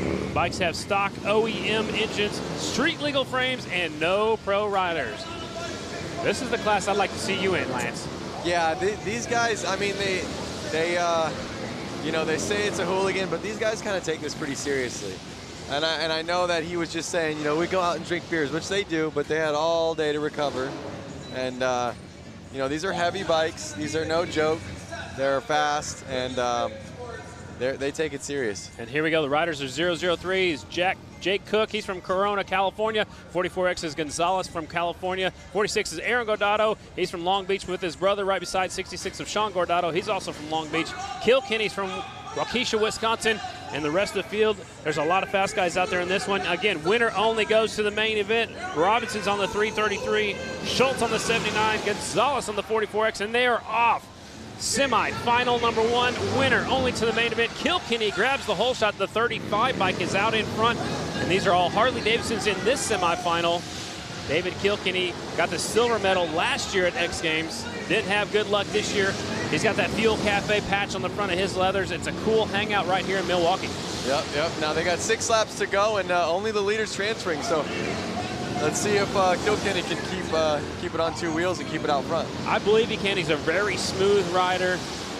Looks like he dives into the corners really deep, sliding in really deep, using that left foot to lay it over and slow down, scrub some speed off into the corners. There's a good battle heating up for second place. Gordado and Vasquez going for it. Gordado hanging on to that 2 spot. Vasquez sneaking up the inside, but there, back to the leaders, the 35 of Kilkenny. Is Gordado going to be able to catch him with this lap traffic? I don't know. The lap traffic could work. They're slowing him down. He got by, but now here comes Gordado's in second. Vasquez is right there in third. Whoa, Vasquez goes wide. And maybe a two-man horse race now. 1 lap to go. I don't know. Kilkenny's probably going to be able to hang on to it. And here he comes, last lap, last corner. Checkered flag is out. Kilkenny will get the transfer spot on his Harley-Davidson Sportster. From start to finish, Kilkenny put it down, and it's always a bummer when you see guys like Sean right there on his tail, and he came all the way here from California, and the night is over. And he's done for the night. We'll see him on the beach tomorrow afternoon. Kilkenny taking the win. His best lap at 9 minutes and 43 seconds. Man, that is putting down some fast laps. Gordado is second. Vasquez is third. We'll take a look at the restart. I mean, just right off the get-go, he got in the front, and the track was wide open, and he was able to put down the fastest lap, stay smooth, and stay on 2 wheels. Absolutely. There's the checkered flag. So is Kilkenny. Tough break for those riders from California, coming up just a little bit short. Their night ends early. Now, remember, like I said, Kilkenny had a 9-second lap time. The Boone class had a 10-second lap time. Well, that's how That's how good these riders are. I mean, they're putting down some fast laps. It's pretty incredible to see how close all the different classes are. Semi-final number 2, 71, Patrick Evans from California. 17, Sam Fisher from Wisconsin. 22 is Henley from Alabama. 142 is Holbus. 100 is McDonald. 71 is Opperman. 38 is Rydell. 50 is Vansryk. And the 5 is Ethan White. So all Harley-Davidson's in this one. Riders from California, Wisconsin, Tennessee, and Ohio. And we saw Ethan White out there in the Boone E class. So let's see if that's going to help him out when he's out there in the hooligan class. I don't think it can hurt. I think the more seat time you get out there, the more comfortable you are with the track. That's very true. So they've sprayed down the Dr. Pepper syrup. It's sticky, but it's a little bit slick this year. 142 grabbing the whole shot into the first corner. It's Holbus. Holbus is out front. Here comes a good-looking motorcycle in second. It's the 12 bike, I believe. Is Holbus going to be able to hold on to it like the last moto? I don't know. Fisher's a hard charger. Fisher takes a look up the inside. They almost make contact. That's a good-looking sport. Harley-Davidson right there. Actually, both of them, first and second, are good-looking bikes. Here comes the 17 up the inside. He's going to force his way through. Here he comes. Fisher is on Holbus tail. There he is. He got it. All right, so new leader, 17 of Fisher. Made it stick. Wow, these bikes are so loud right now in this arena. You've got to finish it, though. He slips wide. Here comes Holbus back up the inside. Holbus on the 142, back to the front. There it is. They got to stay on their toes. They're playing with each other. They just touch each other. They're going back and forth. You've got to hang on to that low line, and now it looks like Holbus is doing so. He's letting off a little bit earlier, staying down closer to the inside where the 17 bike made his way around. Now 17 trying to go the long way. Last lap. They got one lap. This is transferring into the main. Here he comes. Oh! Watch out for the wall. Oh! Somehow saves it. Your winner is going to be the 142 of Holbus.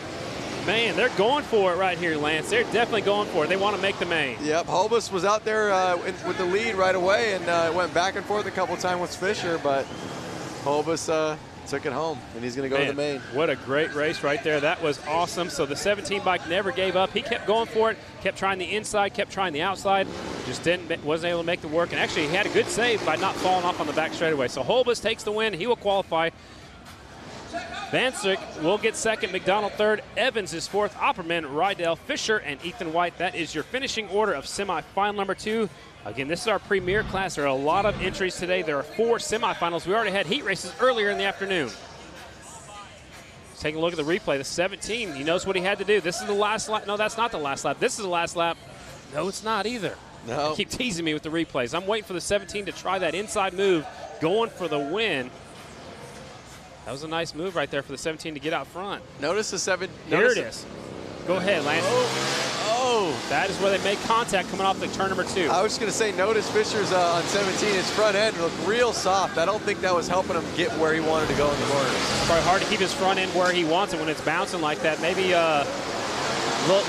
low pressure in the shock or the forks, or maybe stiffer springs or. All right, Hooligan semi 3 of 4. 19 is Brooks. The 21 is Hogan. 420 is Ives. 3X is Scott Jones. 11X is Schriffler. 73, James Smith. 85 is Buddy Suttle, who Diana talked to a moment ago. 4077 is Tony Tucker. And the 09, Chris Wiggins. Again, riders from Pennsylvania, Georgia, California, Wisconsin, and Utah in this one. And again, an all Harley-Davidson semifinal number 3. So it's safe to say Harley's going to win this one, Lance? Yeah. Safe bet? Yeah, it's a safe bet for you. Lining them up. Winner only to the main event. Keep your eyes on the 85, Buddy Suttle. Getting staged up and ready to go. Again, I know I said these guys take it seriously, but, you know, they are hooligans, and you have guys like Scott Jones out there, number 3X. He's actually an engineer over at SpaceX. Wow. Light turns green and they're off. Suttle with the hole shot. Will lead him down the back straightaway. Can he hang on to the lead? And the bikes are getting louder. The more bikes are out there, it's getting louder in Panther Arena for Flat Out Friday. Looks like Buddy's kind of going to run away with this one. He's already got a good lead on everybody. And we'll see if he can keep it on 2 wheels. He'll probably be able to take it home. Schriffler right there in second. Jones in third. Tucker is still in fourth with Ives in fifth. Suttle's got a Monster Energy sticker on his helmet. He's getting in some lap traffic. He made short time of them. That didn't take him very long. Just past the halfway point is Suttle out in front. Schreffler's keeping him honest, though. It looks like Schreffler's. Oh, Settle goes down. Now he hit his head real hard on that one. Yeah, I hope we can watch a replay at the end of the race. The front of his helmet actually hit the concrete down here. Yep. So now your leader's the 11X of Schreffler. That puts Jones in second, Brooks in third. So everybody moves up a spot. Well, like I said, as long as he can keep it on 2 wheels, he's going to probably win this. And it's almost like he beat himself. You know, it was his fault. And checkered flag is out. There's your winner. Schreffler will take the win. Tough break right there for the 85 of Buddy Settle from Huntington Beach, California. Another California putting it in the hauler. Yep. Man. Well, we'll see him tomorrow. We'll see him tomorrow. That's true. But they're done for the night. If you don't win your semifinal in the hooligan class, you are done for the night. So your winner, Settle, Schreffler. Incorrect. I'm sorry. Schreffler takes the win. So Settle, he's back their ways. Now they're getting corrected up here. Scott Jones is second. Alex Brooks is third. Tucker fourth. Wiggins, Ives, Hogan, Smith, and Buddy Settle down 3 laps. Will settle for 9th place tonight. We'll see him tomorrow. There it is. Watch his head. Watch his chin hit the ground hard. And this right here is, Lance, this is why you wear the best safety equipment you can. Yep, and what it looked like either his peg or his clutch area, primary, dragged on the ground, lifted up his rear end, started to slide out. And he was fully committed for the corner, and that's why he didn't put his hands down. He was ready to keep going. Absolutely. So tough break for him. Now we're on to our 4th and final semifinal of the hooligan class. Getting set to go, our hooligans. 22. So this one's got the Mark Atkins in there, so Rusty Butcher, crowd favorite. 22 is Atkins, 33 is Chris Hansen, 7 is Hicks, 51 is Holstein, 182 is Hunter Klee, 74 is Orloff, and 24 TJ Tucker, and 27 Josh Young. Another semifinal of all Harley-Davidson's riders from California, Wisconsin, Alabama, and Utah, and one from Ohio. There's the rider you were talking about, Lance, 22. Yep. Rusty Butcher, crowd favorite. He's won here at the Flat Out Friday before. It looks like he's got his cell phone out there. I'm not sure if he's taking phone calls right now. Maybe not, or maybe he's just doing some live video feed and probably put it on his social media. Getting set to go, the Butcher. Oh, Butcher gets a bad start. He's going to have to come from way back. 182 grabs the whole shot. Rusty Butcher is down. Uh-oh. They're still green, so it's a 182 in the lead. Hunter Klee is out front, so Rusty Butcher's at the tail of the lead lap. Here comes the 24. That's Tucker sneaking a peek up the inside. Is Rusty Butcher going to be nice and let the guys by, or is he going to start going fast and not let them get by him? I don't know. That's a hard one. I mean, you want to be in the main event, but you also know the fast guys are coming through, and he does the right thing. He pulls out of the way. Yeah, he pulls out of the way, lets the 2 leaders go by. Klee is out front, 182, showing the way. Hunter Klee. Oh! Did you see how much he stayed on it and just kind of slid around? All the way around. I hate when that happens. 182 out front. Hunter Klee from La Crosse, Wisconsin. I think what we're noticing tonight is the track is a lot more slick than these guys are used to. It's really about good throttle control and being really patient with your bike. What we've also noticed too, Lance, is it's not taking rubber like it normally does. They said they had the same issue in Cleveland. We're using Dr. Pepper syrup, the same stuff we've used before. Some people are saying it's because of the humidity in the air. I'm not real sure, but that's what the consensus is. Yep. Yeah, normally you'd see the track get a lot more black marks on it. Hunter Klee still out front, though. 1 lap to go for the 182. Hunter Klee from La Crosse, Wisconsin, over by the Minnesota state line. And there's your winner, pulling the front wheel up in the air on the Harley-Davidson Sportster 182. Hunter Klee will take the win at semifinal number 4. Wow, it's such a bummer to see Mark Atkins not be able to make it into the main, you know? Looking over my shoulder, I kind of cheated, but Atkins threw it away again going into the pit area. So tough break for Rusty Butcher. You see him picking it up right there. Yeah, I was cheating a little bit, sorry. We'll probably see some better results out of him when we get to the hill climb or the beach racing. That's going to be a lot of fun tomorrow. I'm jealous. Can I stay here too? No, you have to go over and announce another event. Oh, I'm going to Springfield, Illinois. There's a Grand National short track tomorrow night and a mile on Sunday, and that's the 100th running of the Springfield Mile. This, though, is the 115th celebration of Harley-Davidson motorcycles. Let's take a look at the replay. The 24, the back end just comes around on him right there. He just stayed on the bike the whole time. You saw his foot kind of just get bent, and just kept spinning. So here's one more look from up above. This is from right behind us, actually. The lead, you see the rubber marks, so you called it. He stayed on the gas, trying to keep it going the right direction. That left it wide open for the 182 Hunter Klee to win that one. Yep. Took it away. Look at that motorcycle. Piece of art right there. Is that yours? It's not mine. I would like to ride it. Coming up next is our wheelbarrow race, and that is presented by Built Well Helmets. The wheelbarrow race is something I've never seen before. It's a human wheelbarrow. So one person hangs onto the axle, it's sticking all the way through, and then another person runs behind them holding their legs, and it's a one-lap race right here. So, again, it's sponsored by Built Well Helmets. They're all wearing protective helmets, and I highly recommend it. This is going to be fun. Shoot, So Diana's going to be down there with us. We're going to hear her talking about the race. Diana, what's happening down there on the track? All right, guys, well, I'm giving you the play-by-play down here on the course, and it looks like they're stretching out. You know, this is going to take a lot of human connective tissue is what I'm thinking. So we're going to go ahead, and I'm going to tell you guys the breakdown. We have our current racers right now that are lining up with the tires and the Built Well helmets. We have a Blondie, we have a guy with a bronze helmet on. We got some of our Harley-Davidson Freedom interns. It looks like Alejandro. And then we have a couple more guys, and they all have our beautiful Built Well helmets. Oh boy, the blonde girl is off. And okay, number 44, Jacobson, is the guy who's holding her legs. And I'll tell you what, I think he's racing in tonight's events because he is serious about winning this. Woo! Full motocross boots too, running. Full motocross boots. He has his duct tape on. He's walking it across the because finish line. He knows that he's winning. So basically, she has strong arms, a wonderful helmet. Everyone else eats it at the finish line. And let's go in for an interview.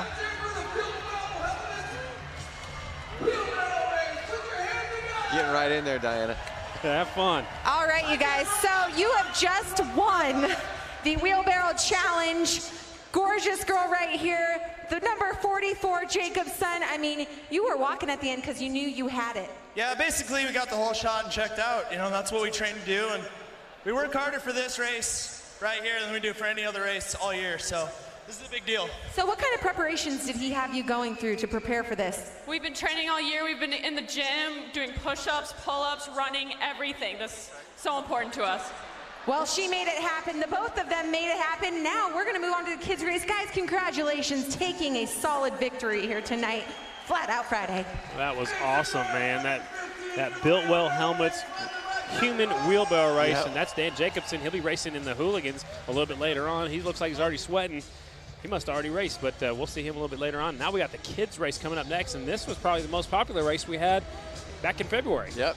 We have a bunch of kids out there getting to kind of prep themselves for when they can get on a dirt bike or a motorcycle themselves and race this race. So they'll get their chance to go around this racetrack just like all the other classes are, as the wheelbarrow race contestants are going off the racetrack. Let's go to Diana down there. Diana, tell us about the kids' race. Scotty, Lance, some very talented. This is what makes Harley-Davidson Flat Out Friday a family event, is a lot of these guys show up here, a lot of these gals show up here with their kids, and they get to bring their bikes.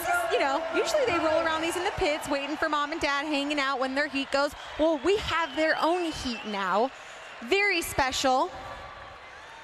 We're going to see what these kids can put down. Guys, what do you think about this? This is so fun. This is a little bit different kind of horsepower. It is. It's pedal. Pedal power. Pedal power. Hashtag pedal power. I like it. Got some serious contenders out there. They all have their helmets strapped on tight and getting ready to go. It's a full starting line. Big age bracket right there as well. You see little kids. She's focused. Look at that. Look at that. She is super focused. She has her purple helmet on. Here comes a couple more riders. Uh-oh. And they're off. They're going. Light turns green. Oh! Rider got a little loose. Rider got a little bit loose. Oh, Kevin Clark's, he's leading right. Hey, Kevin, no! He's trying to stop him. Say, hold on. Oh. Red means stop. Whoa, Nelly. That was a false start. Okay, so somebody took off too soon. Once one person took off, the rest of them were like, well, yeah, I'm going. I'm going too. If they win, I'm going. So, man, there's a lot of action happening here. This is one of the favorite classes with the crowd for sure. The kids class, they go one lap just like our wheelbarrow race did. So Diana's down there on the starting line. Diana, we had a false start. Did somebody take off too soon? Yeah, you know, the number 1, she's wearing the 1 on the backside, but she actually, yep, there you go. You see her getting backed up right now. She has the 35 plate. You know, she just jumped the gun a little too much, but she did get a solid lead. I wouldn't be surprised if as soon as we get a green flag again, we see her shoot towards the front of the pack. We shall find out. And not only that, guys, we had a couple stragglers coming out of the tunnel. So now it'll be a nice fair race that everyone's out here. Look at that, number 8's waving to her mom. Looks like another little girl out there. Same jersey as the second row. Here they go. Diana, take it. Yes, the number 35 comes from the back. She's making her way through the pack, but currently in the first position is the number 9 with the black hoodie, blue and black helmet on. Oh, wait, look at number 1 comes around the outside. She's bringing it home. She really wants to take that win, you guys. Here she comes. She's closing the gap. Man, that Dr. Pepper syrup is hooking up those tires. Look at, she takes no prisoners. She's inches away. Wow. White flag is out. One more lap to go. I mean, man, this is intense. She's 35. gotta get him. There she is. The inside. Oh! The second place rider doesn't even look like he's pedaling. I think No. he's got a little electric bicycle. Yeah. Checkered flag. Yeah. So not only does she get a penalty from the red flag, but she makes it through the thick of the pack and she comes out on top. So awesome to see. Great racing out there. Still wrapping up this race. They're all the way around the track right now. Number 1's going to go down there and talk to Diana. We'll talk to them. We want to see what they look like without their helmets right now, trying to get those kids gathered up. It's just like herding cats. Lance, have you ever tried to do that? Yeah, no, I have not. How many kids do you have? Just one? Kids, I got 1 kid, but you said herding cats, I right? did, yeah. Herding cats. I was just saying, but you know how hard it is just to keep up with one kid. Yeah, one kid's hard enough. This many, it's like herding cats right here. What's going on? Oh, a little track meeting. She's going a little prep, talking it over right there. Diana, take it away. We are here with Morning, and you know what? I loved your helmet. You were my pick of the night. How was it out there on the course? Good. Did you have fun? Yeah. Did you like riding your bike out there? You got the Barbie bicycle edition. Okay, who else do we got here? Okay, you took the victory even after having a penalized start. Are you feeling pretty good? Yeah. Tell us about it. Let's walk us through the race. That was some serious strategy. He was a little hard to pass, but it had the line, so I had it. Guys, give it up. Not only a penalized start, but then takes the win. Congratulations, high five. There we go. Guys, congratulations to all of you. Scotty, Lance, take it away. What a great race out there. And wait, I'm coming on back actually because we had a wonderful day yesterday at the Harley-Davidson Museum. You guys got to put your eyes on the screen. We're talking to people about their first Harley-Davidsons. Sorry about that. My first Harley was a 2002 Ultra Classic in pearl white. It was beautiful. My first Harley was a 2014 Heritage Softail. 2004 Road Glide. Is a 1951 Panhead. My first Harley was a 2014 Street Glide. My first Harley is this trike right here. Well, my first official Harley was in 1991. I bought it at the height when Harley was just really starting to come on, and it was an Ultra Classic, and I've had 9 of them since.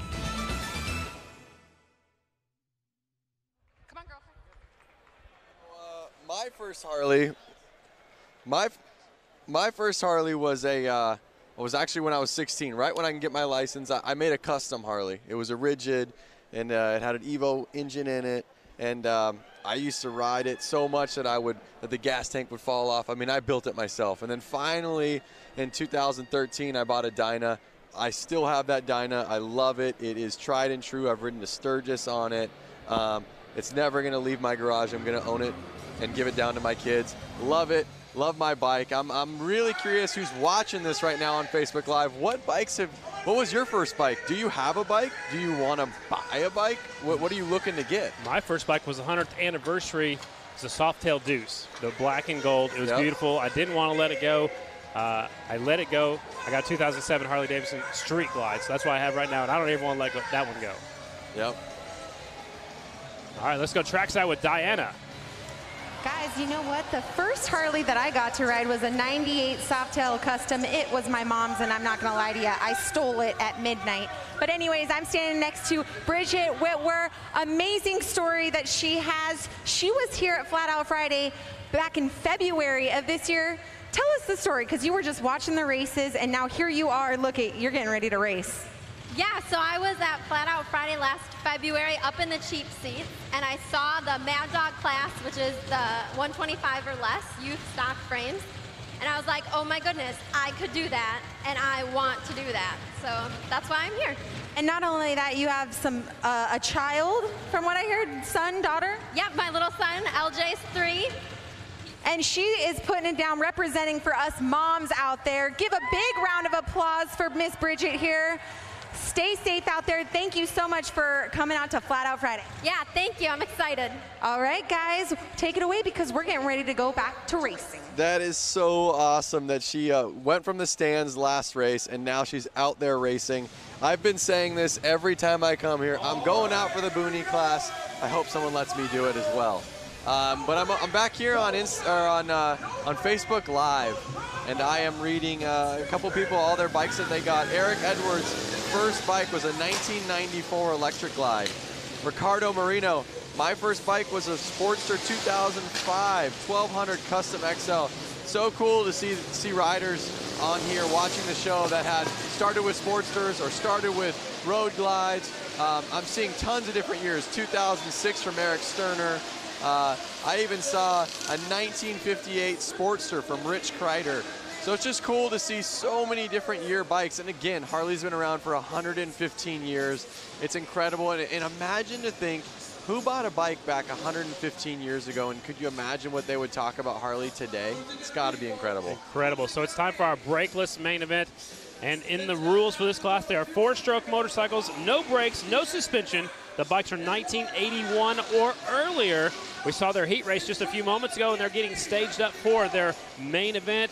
And against the brakeless riders, 618 is Christopher Zielinski, 26 is Chuck Dickinson, 78 years young, 15 is Scott Johnson, the 49 is Kendall Lutchman, 996 is Dan Slavodnik, and the 311 Warren Heyer.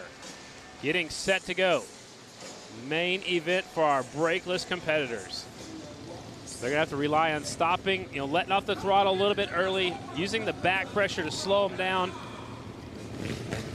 Take it nice and easy into the corners, and then get on the throttle coming off the corners. You can see him keeping that thing running right there. He's got BSA Tank on there. On our entry list, he's listed on a Harley-Davidson, but the Honda will be on the pole. It's a 618. He won the heat race. That's Christopher Zielinski. Here comes the youngster, Chuck Dickinson, 78 years young. Those Max leathers, red, white, and blue. Looking even Eagle style. There's the 15 pulling up third, Scott Johnson. Remember, he was in the lead in the heat race. There's the 49 of Lutchman, 996 Slavodnik, and on the outside, 311 of Heyer. This is main event style right here at the 115th celebration of Harley-Davidson, Milwaukee, Wisconsin. Getting set to go. Main event for the brakeless bikes. 311 with a hole shot from the outside. Here comes the 26 up the inside, but it's the 311 out in front. So awesome to see. I was noticing a lot of these guys. Look, he's got a shifter on his tank. These bikes are so old, it was before they had foot controls necessarily. Hand shifters. Oh, looked like he caught his foot a little bit. Here comes the youngster up front. Number 26, 78 years old, Chuck Dickinson from Wisconsin takes the lead. Oh yeah, it's so good to see the oldest rider out there banging bars for the lead. And now the 618 on that Honda taking over the lead. He's on the inside, leaves Chuck on the outside. Wow, that thing stood him straight up quickly. Yeah, now here comes the 311 bike that was up there earlier. He's back in the thick of things. It's a three-way battle for the lead. Let's go, let's go.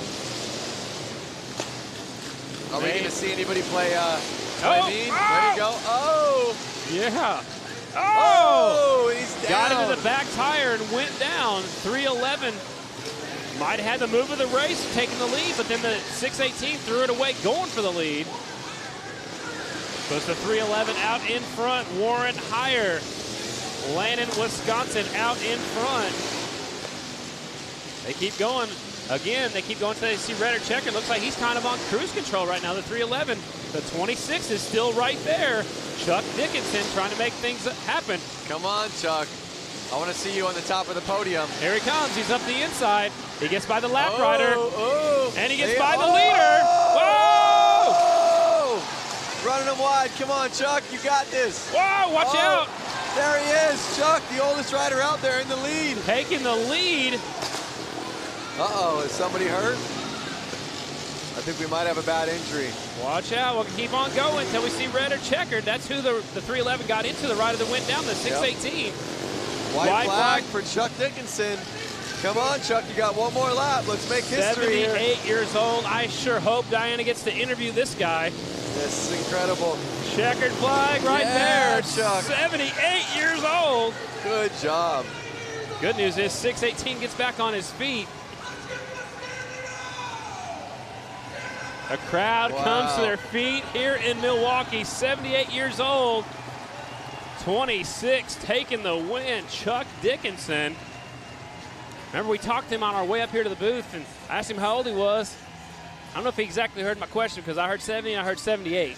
Either way, he's in his 70s. He's and an old he just dude. went out there and he just won flat out Friday. Yep, in a main event, and I know there was guys that are half his age that couldn't keep up with his pace. Chuck Dickinson, your winner. Kendall Lutchman is second. Slavodnik is third. Warren Heyer fourth, and Scott Johnson fifth.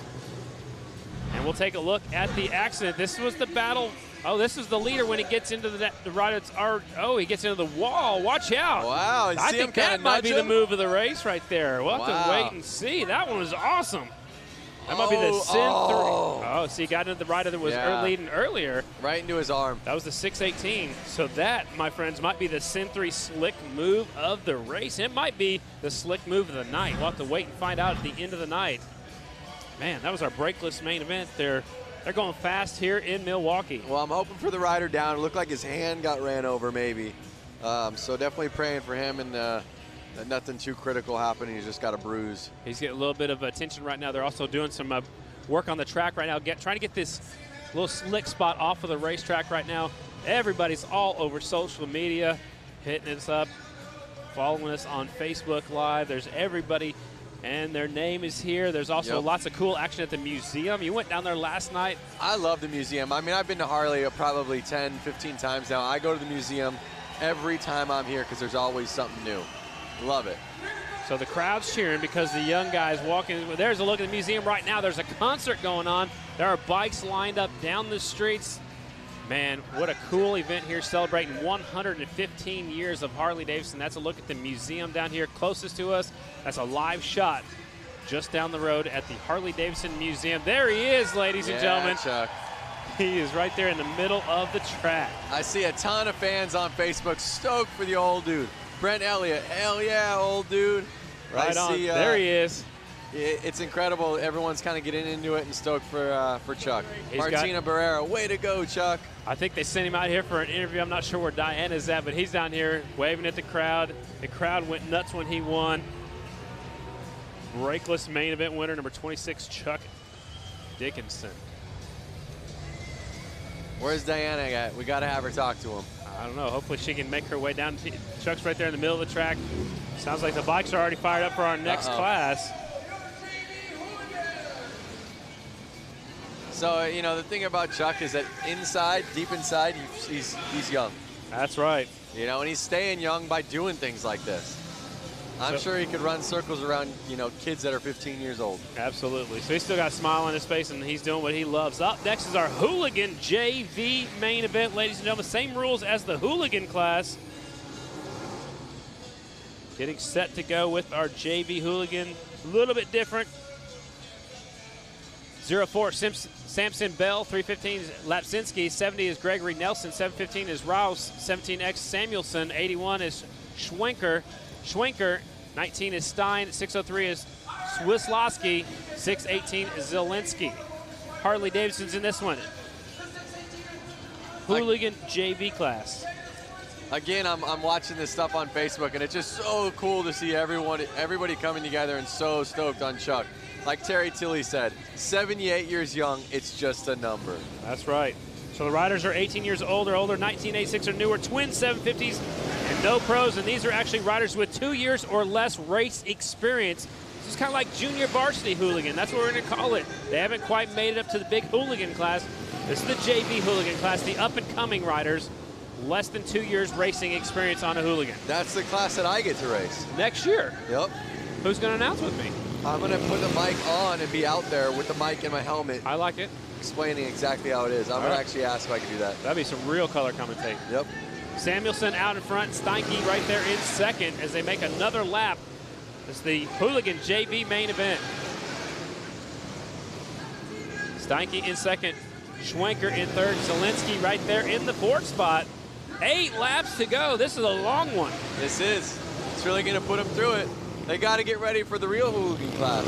Absolutely. I mean, this one isn't fake, but, you know, the next level. Yeah. A little more experience, guys. There's a look at the 17X. He's getting into some lap traffic. He's got his sleeves rolled up. He means business.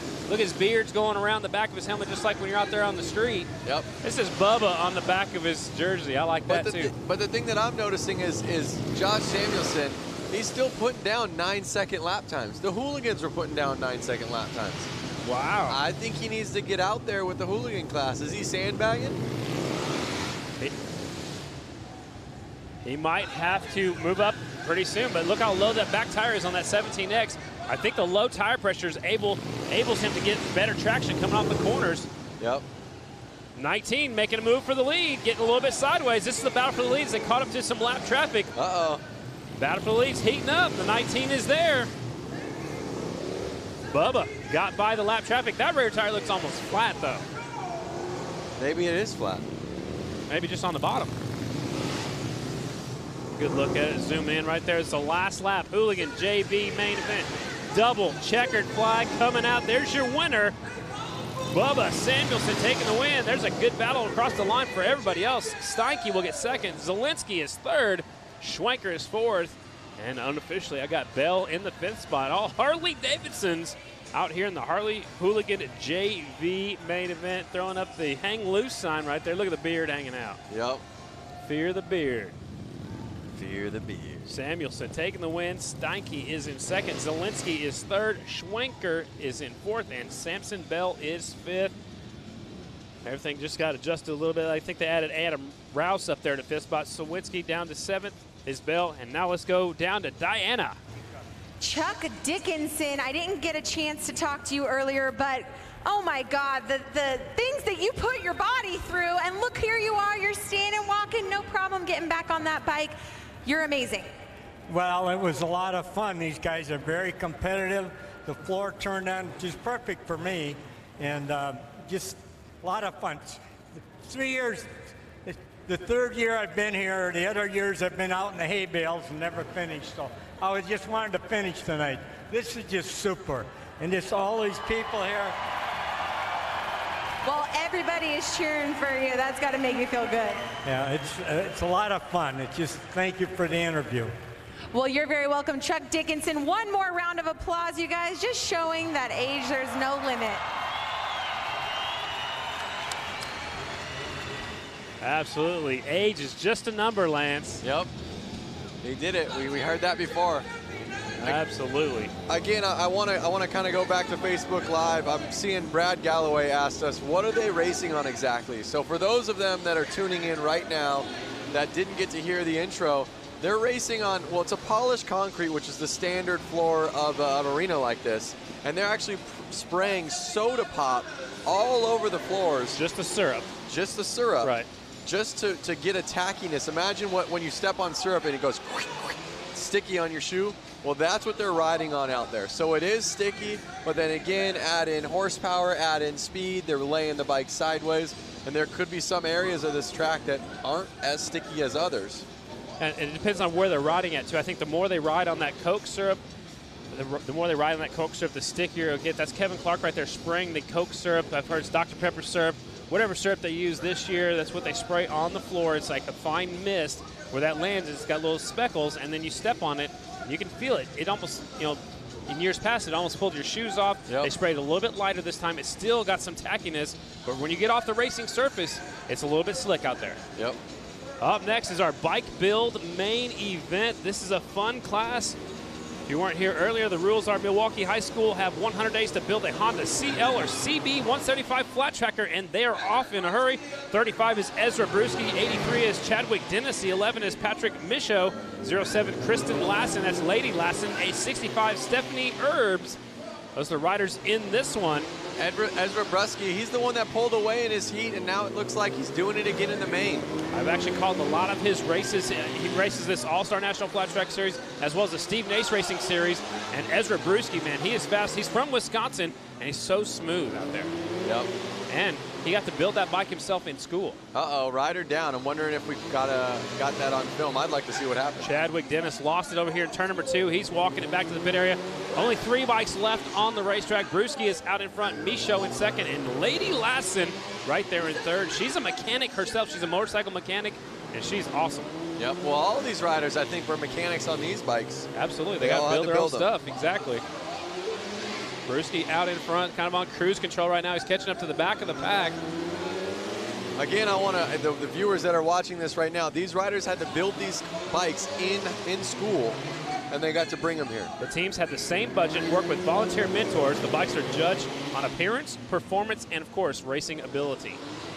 Battle right here is, it looks like Brewski's gotten by both of the lap riders. That's the 11 of Patrick Michaud in second. Lady Lassen right there. That's Kristen Lassen in third on the number 07 bike. 2 laps to go for your leader, Ezra Brewski. He's in the 9-second range as well. Yep. Lance, I see you checking out the lap times. I'd like to see every 9-second rider get out there. Doesn't matter what bike you're on. There could be a hooligan bike. There could be a boonie bike. There could be these built bikes. It would be cool to watch. And there we are with the checkered flag. Brusky takes it away for the win. Like I said at the beginning, at the start, he did that in his heat, and he did it again in the main. Ezra looked really strong out there on the 35 bike. Second is the 11 of Patrick Michaud. And third is Kristen Lassen. Of course, they call her Lady Lassen on social media. Ezra's got to go jump on the next bike. I thought he was going. All right, so here's that wipeout that I was hoping to see. Let's check this out. Number 83 on the blue bike. So this is going for that second spot. Oh, man. Again, it's that clutch side of the bike, touching the ground, and lifting the rear wheel off the bike. So I think one thing we're noticing is you want to lean it over to get around the corner, but you got to be careful, and you can't lean it over too much. That's what happens when you're in these small arenas. Yeah, the back end lifts up, and the back wheel comes around. So looks like our hooligan main event's going out there onto the racetrack. We'll try to find our start list up here where we're at. Again, you can hear these bikes in our microphones and how loud it is and the energy in this arena right now.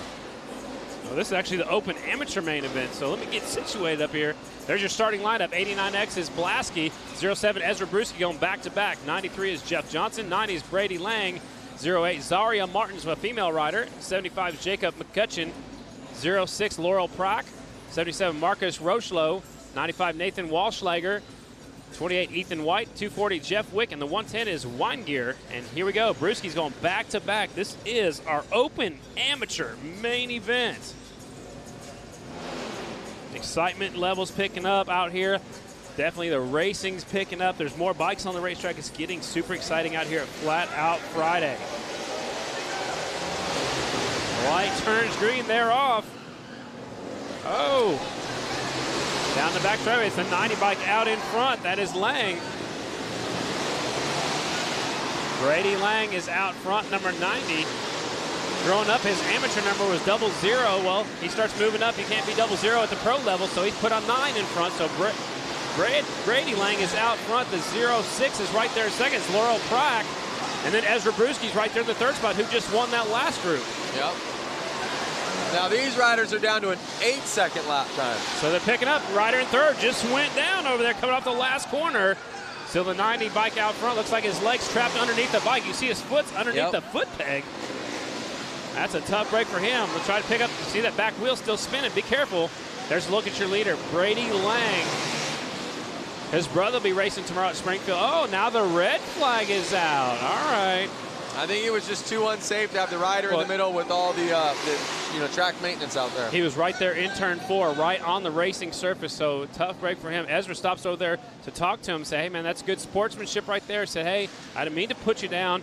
We'll take a look at the replay right here. Watch the battle for second coming into turn number 3.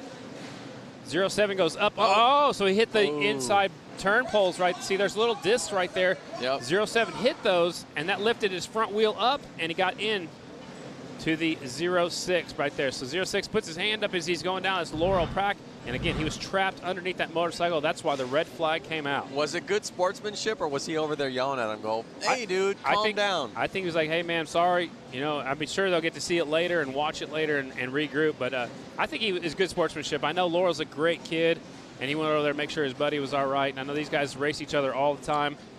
And, man, it's a tough break for him. So, uh-oh, gas or oil on the track. That's going to make a slick spot right there. I don't know if they can see it. They're staging them up. Okay, so the bikes are getting hot. See, what's happening right now is they're just sitting there while they're idling. There's no fans, so the bikes are starting to get hot. If they get hot, they're going to overheat, which will put, fluid on the track. So they don't want the bikes to get too hot. So they're going to line them up now and restart it. Again, you got to get the air going through the radiators. There's no fans on these bikes, because that takes away horsepower or whatever they believe. But they're motocross bikes, no fans. They're made to go. Exactly. You got to keep moving. So, we're going to have a staggered restart, just like we do on the Grand National Circuit. Notice they found that oil. If you look on your upper left-hand corner, they're cleaning up that oil off the track. They must have saw it on the big screen. Diana, what you got down there? You guys, I'm just hanging out trackside with Cowboy Cerrone. Big round of applause for this UFC fighter. I mean, you're the epitome of a cowboy. You like to ride Harleys, you go out on boats, you ride horses, you do it all. Yeah, this is unbelievable. I tried to get out here and do this, but they wouldn't let me, so. That's right, but you did something yesterday, right? Didn't you? Oh, yeah, that's right. He got down with the interns. But anyways, you're having a great weekend at the 115th anniversary. How was it on that new Harley yesterday or today? Yeah, it was awesome. I mean, getting a chance to get out and ride with a bunch of Harleys I love. So it's cool to be here and be part of this weekend. All right, well, keep an eye out on this guy, Cowboy Cerrone in the UFC. Honored to have a man like that here tonight. Guys, back up to you. And she gets to talk to all the cool people. Yeah, I know. We're stuck up here, and she's down there having a good old time. She got to ride in an OGO bag. Yeah, we didn't get to do that. We'll have to do a contract different next year.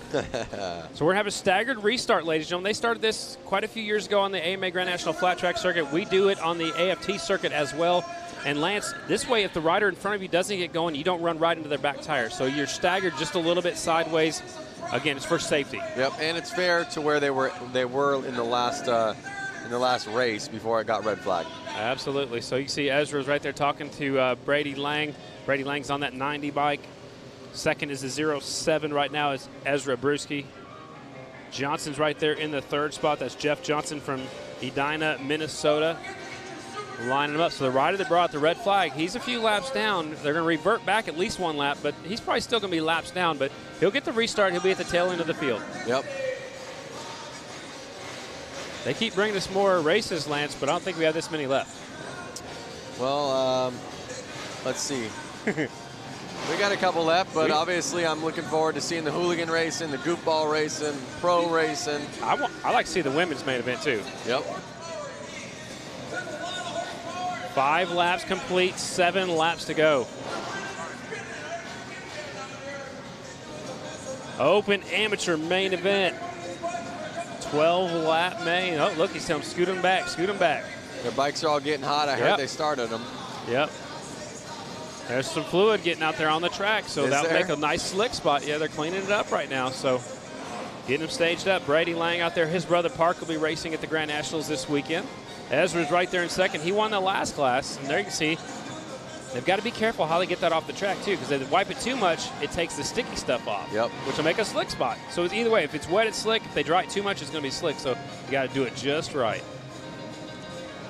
Riders are probably getting hot in there in their helmets. You can see them breathing. Yep. They just want to race. Let us go. Give us the green flag. We want to race. Flat Out Friday here in Milwaukee, the 115th celebration. Big festival up here in Milwaukee. Tonight we're at Panther Arena downtown Milwaukee, University of Wisconsin, Milwaukee. Did you know the Milwaukee Bucks won an NBA championship in this building? I heard that this morning. It's incredible. It's so cool to see so many different sports have gone on in this arena. And they're set to go. Here we go. Watch the light. Oh. Restart. Open amateur main event. Watch the light. Clutches are out. Brady Lang grabs the hole shot. Brewski's right there. Brewski looks up the upset. Big pile up over here in the first corner. I hope it's not a red flag. Oh my, a big pile up, and there is a red flag. Oh. This one's getting a little crazy. These open amateur riders are the next move for these riders is to move to pro. So they're out here trying to make a name for themselves. You know, this event's about fun, but they're out here going for it, that's for sure. So 2 riders going down. It's the 95 and the 10. Something that I just learned after looking at Facebook right now, I'm not sure if it's true or not. I mean, you don't believe everything you read on the internet, but Let's look at the replay first real quick. The crowd's making some noise. We're looking at the replay. Oh, 95 got into the back of the 10. One rider goes up and over. Jeff Wick went up and over him like a speed bump. Watch. Check this angle out. Watch the left side of your screen. Up and over. Jeff Wick jumping people. There we go. Oh, wow. That's gonna leave a mark. Yeah, and you can see him holding his hip. Watch when he rolls over, he grabs his hip. He's like, oh. But that's why we wear the best safety equipment, which I recommend when you're on the street as well. You know, wear some leathers, wear some nice boots, some heavy-duty gloves, good helmets, and that's what they all wear. What'd you learn on Facebook? I learned that they said NASCAR pit crews spray soda on their pits for traction. Soda. So the dudes can run around, and they're guaranteed traction. So I wonder who got it from who. Did NASCAR get it from indoor flat track, or indoor flat track get it from NASCAR? I'm going to say they got it from us. Okay. I've been going to flat track races for a long time. I mean, NASCAR's been around for a long time as well, but I've been seeing Coke syrup sprayed down for as long as I can remember. Well, Jim McNear, thanks for that info, and good stuff. Let's get back to racing, huh? Now look, they line them up like a complete. They were just lined up single file. Now they're lining them up side by side. I don't think they have the time to spend. You know, these bikes are so hot, and they haven't really been able to complete full lap times. So I think they're worried about that, and they're going, let's do what's going to make this race work. All right. We'll try to find out how many laps are left. I believe 6 laps are left, if I'm not mistaken. Open amateur main event again. They're trying to make a name for themselves when they move from here. Your next move is pro. Remember, keep an eye on the lap times. We're going to call it the lap times on the open am. Let's call it the pro lap times. All right. Let's see how far out their pace is. So far, Brady's fastest is an 8.67. Light turns green there off. The 90 grabs the hole shot. Brewski's battling for third, but he gets two riders tangle up coming off of turn number 2. Come on, let him race. Let him race. They're right in the way. Let him. Oh, red flag. I see it out. Nope, not yet. Yes, oh, it is out. It is. Oh, hang on. Oh, definitely red flag's out. Red flag is out. That's the whole track. Whew, man, things got crazy over there coming off of turn number 2. Wow. How many red flags is that? I lost track. 3? At least. 3 red flags? At least. Man, they all got up quick, man. Is that adrenaline or what? I think it's like, I want to get out the track so I don't get run into like the last guy. Or I want to get off the track and check on my motorcycle and see if it's still able to keep going. Look at the 10, he's twisting his throttle harness backwards. Yep. I see Brady Lang going out there doing wheelies. Now, is he keeping the bike cool, or is he doing wheelies to show off? A little bit of showing off, I think. Actually, look at his best lap is 8.08. Let's take a look at the replay. So the rider deep in the field gets in deep. Now look to the left side of the screen, and it's really tight. The one rider got completely sideways, got into somebody else, and now here comes everybody else. But that was on the first lap. Yep. No red flag, no red flag. They keep going. And the bad news is they're going to be right in the racing surface. When they come off of turn number 2, they're still at it. And some of the other riders got collected in that one. So look at that. They called that one a race, I believe. Did they? Yep. It looks that way. So your winner is the 90 bike. I think he's looking for Diana down there. Come on, Diana. She's looking for him. So 90 bike will be the winner. Again, fast lap is 8.08. No, that's 8.86, 8.67. I think that's how long it was taken for the whole race, maybe. Maybe that's when the restart. All right, let's go down to Diana. Hopefully she's caught up with our winner. No, I'm not here with the winner, but I am here with someone who was just watching the race with me. Oliver Peck. I mean, what were your thoughts on that race? Pretty hectic. Too many people on the track. Too many people on the track. What would you have done if you were on your boonie bike? I would have been out in front of everybody, so it wouldn't have mattered. Exactly. That's Oliver Peck style. He gets out in front, makes it happen. So we're looking forward to seeing you race. We see you in so many things on television, and now you're coming out here to race. It just goes to show how many different people from all different worlds can come to flat tracking. Well, it's a great event, great people, good times, and it's just about having fun, so that's what people need to do. That's awesome. All righty. Well, thank you so much, guys. We're going to take it back to you. Sounds good. The winner's waiting down there. Hopefully we can talk to the winner of that last race, Brady Lang. Up next will be our women's main event. Diana, you have our winner now. Yes, I do have our winner. Man, what the heck was that race all about? Give us your thoughts on what it was like down on the course. It's amateurs running for money, so everybody wants some. Everybody wants some, the famous last word. So this guy took it. Anyone you want to thank? I gotta thank West Bend Harley, Southeast Sales, Moose Racing, Bell Helmets, Spectral Oils, Trier Distributing. I gotta thank my dad, and I did it for Alec. He did it for Alec, and thank God he was wearing that Bell helmet, kept him nice and safe. Congratulations, guys. Give a big round of applause. Guys, we're going to take it back up to you and get this women's race going. Sounds good. He did it for Alec. Alec Muth lost his life in racing flat track a few weeks ago after a crash at Sturgis at Rapid City. So he did it for Alec. Alec was a rider from right here in Wisconsin. Up next is our women's hooligan main event. Ladies are going to be racing the big heavy bikes. Lance, what do you think about this class? No, it's cool. You know what's really cool to see is like Kaylin Thorian. She's on the rider list that I see. She rode her FXR from basically Los Angeles up to Seattle, from Seattle over to Milwaukee. They tracked the whole ride on social media. She had it on her Facebook and Instagram, as well as Harley had it on theirs. She got here, did not plan on riding. And I think her friends, some of these girls in this class, kind of egged her on, like, hey, you need to get out there. We're going to find a bike for you. So she's riding somebody else's bike. And that's the cool thing, and that's the fun thing about these races, is that these girls, they're all friends. So they're getting them set right now. It's the women's hooligan class. The rules look like this. The riders are 18 years older, 1986 or newer bikes, twin 750cc's or greater motors, and the bikes have stock OEM engine, street legal frames, and no pros are allowed. And right now they're doing a little track maintenance right now. There's the wheelie wizard. His name is Tyler Shepard. This kid's been riding wheelies forever. He's not a kid. Oh, there goes the front end. He's still on the back wheel. Look at this, Lance. This guy's got some extreme balance. He does have extreme balance. No front wheel. It's a unicycle now. He goes to Harley dealerships all the time and does stunt shows similar to this. He's got a box van. He rides wheelies up and over. He's got a teeter-totter. He is awesome. His dad was a photographer on the Grand National Flat Track Series for many, many years. And then Tyler grew up. He said, hey, I can ride wheelies. And he's just been doing that ever since. Look at that one-hand wheelie going around in circles. It's the wheelie wizard, Tyler Shepard, as they do a little track maintenance right now before we get into our women's hooligan main event. Look at that, no front end. Yep. He's not letting off the throttle. He's just keeping it nice and smooth. There he stands it up. All right, he's making some noise up here in the crowd. He's having some fun. Is that his real name? Like, does his license say Wheelie Wizard on it? I bet it does now, but his real name, he was born with Tyler Shepard. So he may have changed it, but that's all I know him as. In my phone, it's a Wheelie Wizard. Like I see some friends from my hometown in the crowd right there. Really? Yeah. All the way up here in Milwaukee. Yep. All the way from LA to Milwaukee. Die-hard motorcycle fans. He's going to pick up his front wheel. He's going to carry it away. Diana, what's going on down there? Just hanging out with our women's hooligan racer, Red Nixon. Give a big round of applause.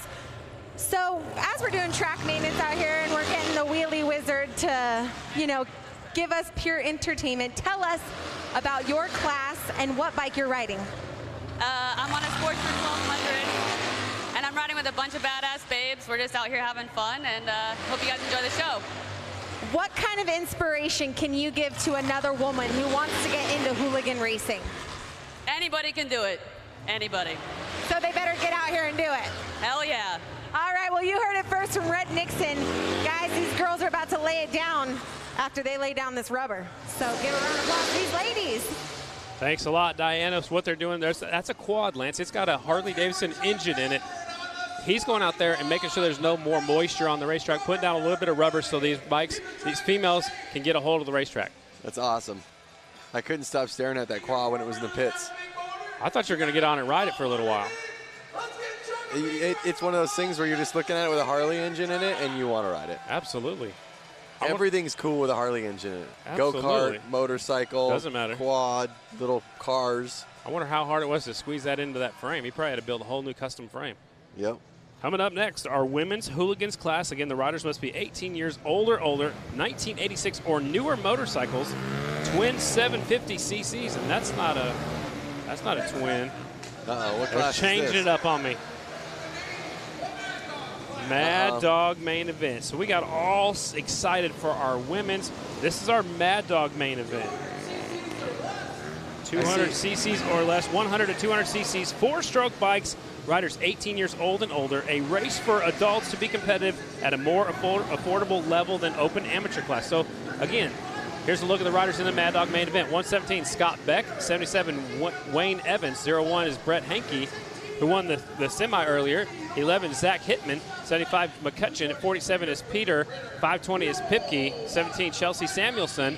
8 is Sheely. 63 is Toso. 23 is Whitworth. And the 618 is Zielinski. Well, it's cool to see all these names in here. I had a chance to talk to Scott Beck out in the parking lot when I came in, and he just had a glow around him, and he was so excited to go out and race. He was saying, I haven't raced since I was a little kid. And he came here not thinking he was going to race, and you know, I think his friends kind of pushed him into the race, and now he's out there in the main event, and I'm sure his grin is from ear to ear, and he's going to have a blast. Yep, and he looked good earlier today, so he's having some fun. Again, it's a lot different, you know, than what you normally ride these little bikes on. These probably guys have probably never raced on concrete. There's one of our female riders pulling up there to the line, and she is in the Mad Dog. We might see her again in that women's hooligan class. We'll have to wait and see. That's Chelsea on the 17 bike. Chelsea Samuelson from Frazee, Minnesota, and that's a Honda. Mad Dog class. You see a lot of different size bikes in here. I know that there's a little bit of a range of CCs, but look at how in that CC class, how many different size tires and heights of bikes there are. Yeah, look at that one compared to that one. Exactly. The 520 looks like a pit bike. This looks like a trail bike possibly. Yep. You know, you just never know. There's a Grom right there. Yep. That's a Honda Grom, the 117. Scott Beck. You know whose bike that is, don't you? I think that's Eric Jensen's. Yeah, our boss. Yep, he should have been out there racing, but I think you had too much on his plate. He wanted to make sure we were doing our job. Yeah. Lining them up, Mad Dog main event getting set to go at Flat Out Friday here in Milwaukee. Light turns green and they're off. 63 with the advantage. Now the 8 takes things over. Sean Sheely will lead him down the back straightaway. Sheely out in front, the 63 in second, 77 is in third. That's how they finished in their heat race. Hopefully we can keep the green flag out. Rubber side down. Yeah. Uh-oh. 60. Oh! Man, good save right there. That's Toso on the 63. T-O-S-O, Toso. New rider taking over second. That's our female rider. That is Samuelson. That's Chelsea up to second. 9 laps to go. 8 bike out front. Sheely showing the way. Toso now scored in second. So Toso's making up some time. He's now scored in second. There's the 63 of Toso. I don't know if that's right. That's what we're seeing on our screen. Leader definitely is the 8 motorcycle. Yep. I believe Toso's a lap down, but no, you know what? Toso could have got up real quick and you know, he didn't fall. Well, Toso's now being scored in second, right behind the leader. Leader looked like got a little bit slick coming off that last corner right there. So it is Sheely out front. Toso's in second. McCutcheon now up to third on the 75. Oh, push him wide. There he is. I don't think he knew anybody was coming as they get by a down rider. No harm, no foul. Yep. 63 your leader. That's Toso. One more rider goes a lap down. Sheely in second. McCutcheon third. Evanson is now in fourth. Hankey is in fifth. Looks like Toso is definitely the fastest rider out there. But we'll see. Uh-oh, lap traffic. What's going to happen here? They split the lap riders. Now still the 63 out front. Sheely was our fast qualifier. He was on the pole, but Toso was second fast. So it's between these two riders, definitely. Yep, 2 laps to go.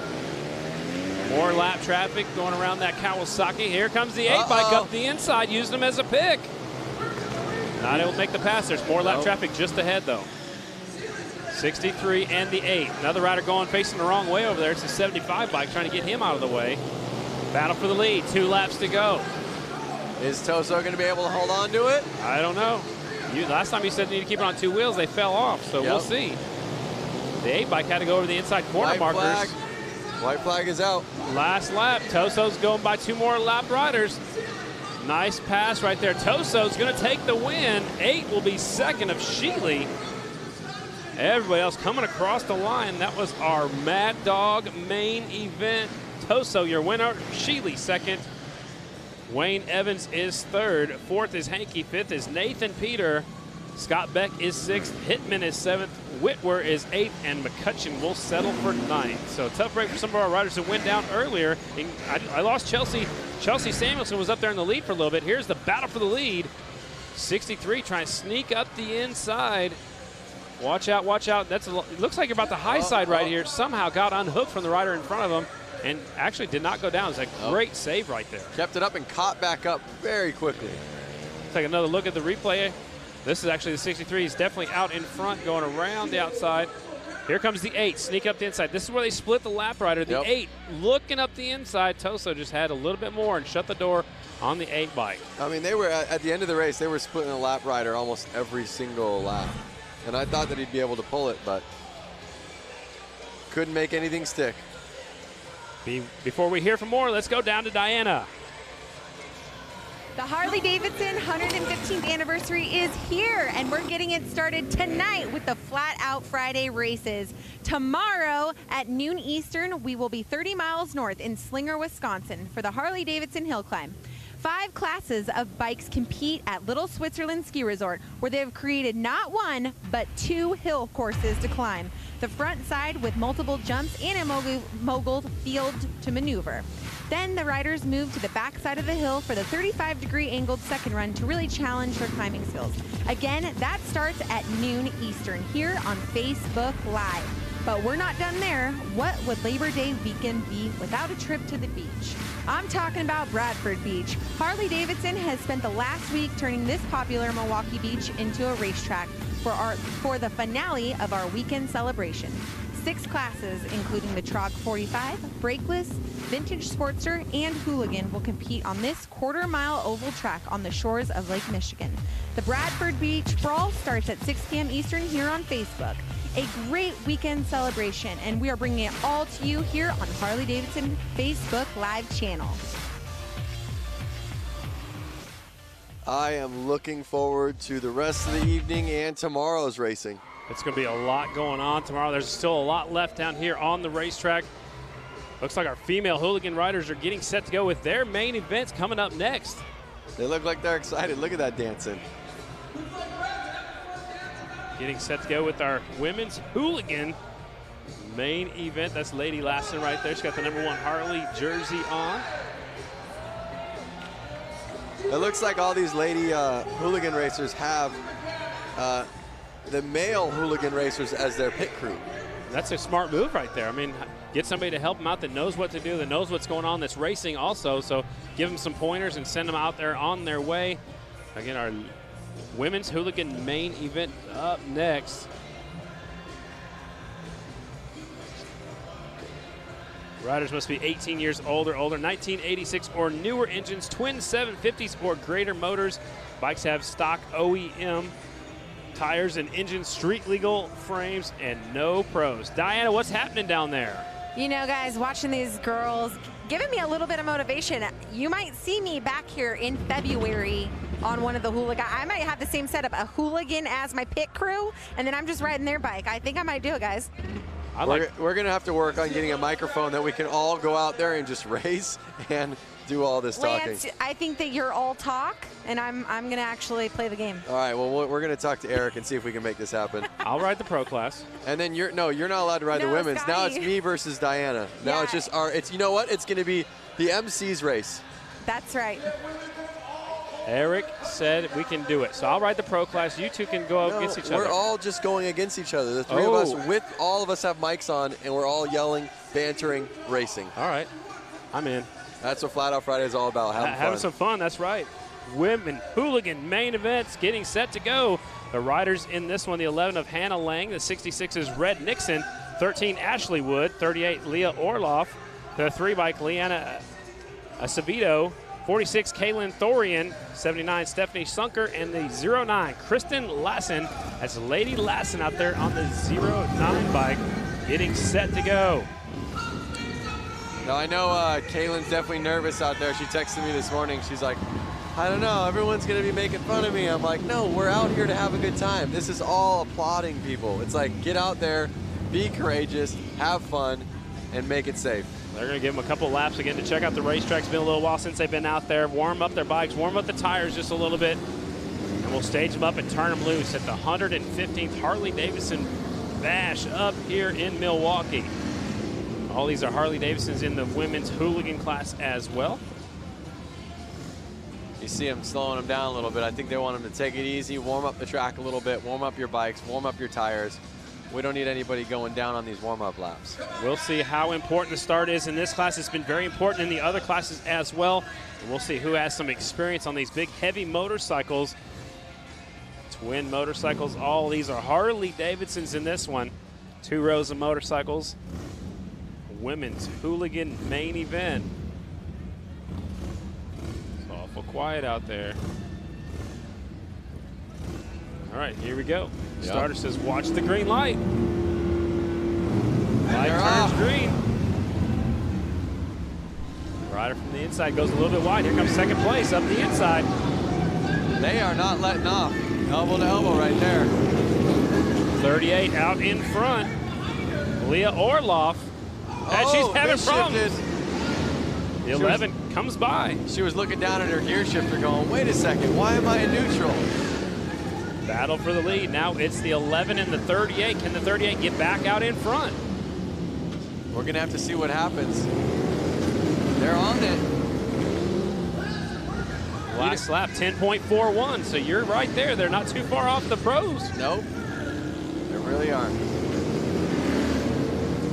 Really tight course here at Panther Arena. Out in front, Hannah Lang showing the way. Lap traffic up next. I like her outfit, pink and black. One of the things that's interesting is that a lot of these girls out here, they ride Harleys on the street, and they're used to wearing probably more of a leather boot, tennis shoe, something like that.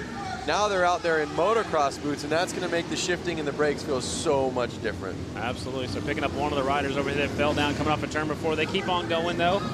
Halfway through this main event, our women's hooligan main. It's still the 11 bike out front, the long blonde hair flying behind her helmet. Hannah Lang out there in the lead. Looks like Orloff is taking over second. Lady Lassen now is up to third. Nixon is in fourth on the 66 bike. What's she got to do to win this one now? She's going to have to keep the rubber down. Last lap, 10.51 seconds. Still in lap traffic. Lady Lassen looks like moved into second. Kristen Lassen now in second. She's got company right behind hers. Orloff, there's the 11 into some lap traffic. That's one of the Gordado bikes, the 46 machine. That one's Kaylin Thorian riding on that bike. Okay. 11 bike still out in front. Hannah Lang, Lassen in second, Orloff in third. White flag is out from Kevin Clark, our flag man. There come the checkers. Last corner, the 11 will take the double checkered flag. There it is. Hannah Lang winning. Best lap I see from her early on, it was a 10.22. Kristen Lassen will finish second. Orloff is third. She stops over. Oh! Trying to shut that bike down. Let's go down to Diana with our winner of our women's hooligan class. All right, we are here with the #1 winner. Hold her helmet, kind sir. Hannah Lang, congratulations, taking the win here for the women's hooligan class. Capitalized off of Orloff's mistake and took away with the lead. Thank you. I can't ask for a better bike. West Bend Harley has been training with me and getting me going on this, and it's awesome. Yeah, not only that, tell us a little bit about your story, because you actually had a big social media thing happening where you rode your bike across the state. I didn't know. Oh, well then, someone just fed me misinformation. But you had a great race. Congratulations. What do you have to say for other women riders out there who are interested in the hooligan class? If we can do it, you can too. Just be open to everything and just go with it and have fun. All right, well, congratulations, West Bend Harley-Davidson helping her out. Congratulations once again, Hannah Lang. Guys, up to you. Thanks a lot, Diana. Doing a great job down there. Talking to the winner, Hannah Lang. Let's take a look at the replay of what happened to our early leader, the 38 of Leah Orloff. She's from Wisconsin on her Harley-Davidson. Here she is, our leader. Walk us through it, Lance. So it looks like, I want to say she misshifted somewhere. You know what? I think she touched it when she was putting her foot down. Yeah, or picking her foot up. She misshifted and was in neutral, so when she came to go out of the corner, there was no power. I mean, that is racing.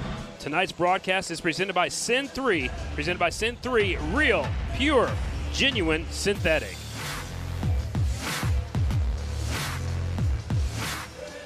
Coming up next is our vintage main event. The vintage motorcycles are coming up next. I don't hear them fired up just yet.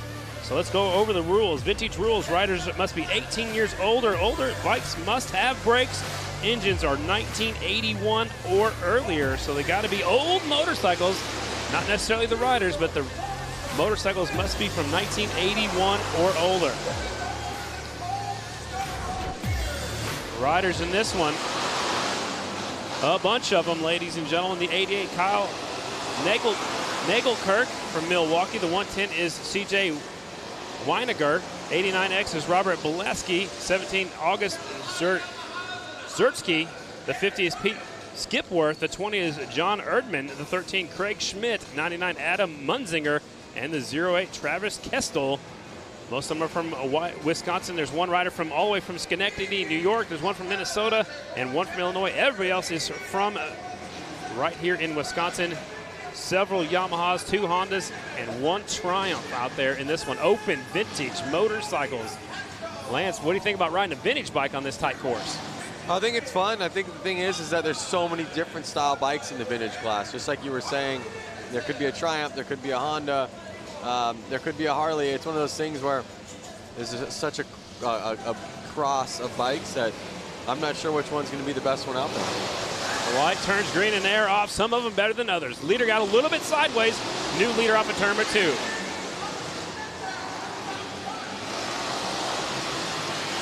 '88 is out in front. That was our heat race winner. Nagelkirk is leading. He's got a big lead already, Lance. Yep, he's taking off. He's putting the power to the ground. He's staying smooth. It's all about staying smooth. The TT500, I'm assuming the single-cylinder Yamahas that were really good back in the day. Make some great vintage motorcycles. 88 out front. Look at that. Laying it really far over, Lance. Will he possibly drag the foot peg or the case like they were seeing earlier? It looks like that bike has a little bit better of a lean angle where the peg could be a little bit higher up and they're not going to scrape. All right, so it's probably set up a little bit more for flat track racing than some of our hooligans. He's actually got tape around the foot peg, which is for safety, and it looks like it's really loose. So when he gets over that far, it lifts up. Yeah, so the tape is sliding on the ground and then the spring's taken out of it. So the peg's actually kind of moving with the ground. It looks like he's running very low air pressure like we saw in some of the other classes earlier too. So 88 definitely knows his way around an indoor. Little puff of smoke. Whoa. He's trying to get around that lapper. It's kind of making him ride a little different. The 110 is caught up to the back tire. Weiniger. They get by the 08 now. 88 still is your leader. Nagelkirk. Weiniger's in second. Blaski's in third. More lap traffic in front of the leader. No harm, no foul. Leader's got a little bit of breathing room. Yep. He's almost a second ahead of second place.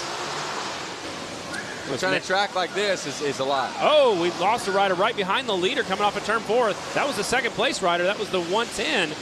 110 going down is Weiniger. The CJ Weiniger was in second, so that opens up the lead. Now here comes a battle for the lead now off of turn 4. Uh-oh. Checkered flag out. Man, 88 barely hangs on to the win. I think he looked back and knew that was second place on the ground. Yep. Another rider's on the ground over there off of turn number 2. Carnage everywhere. Blaski was pointing at him like, I almost had you.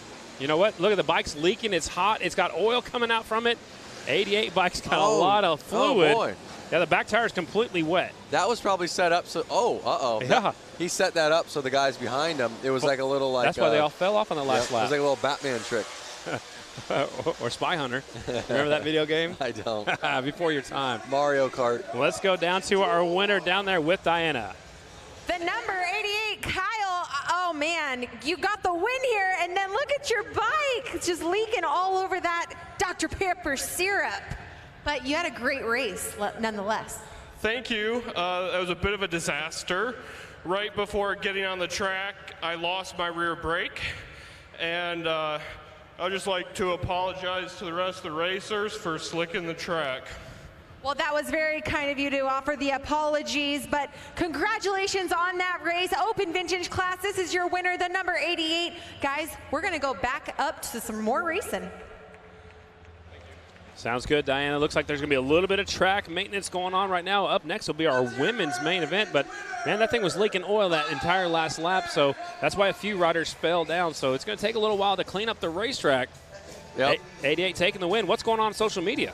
Social media is going great. It looks like a lot of people are asking questions, you know, what's coming up next, and we can tell them what's coming up next right now.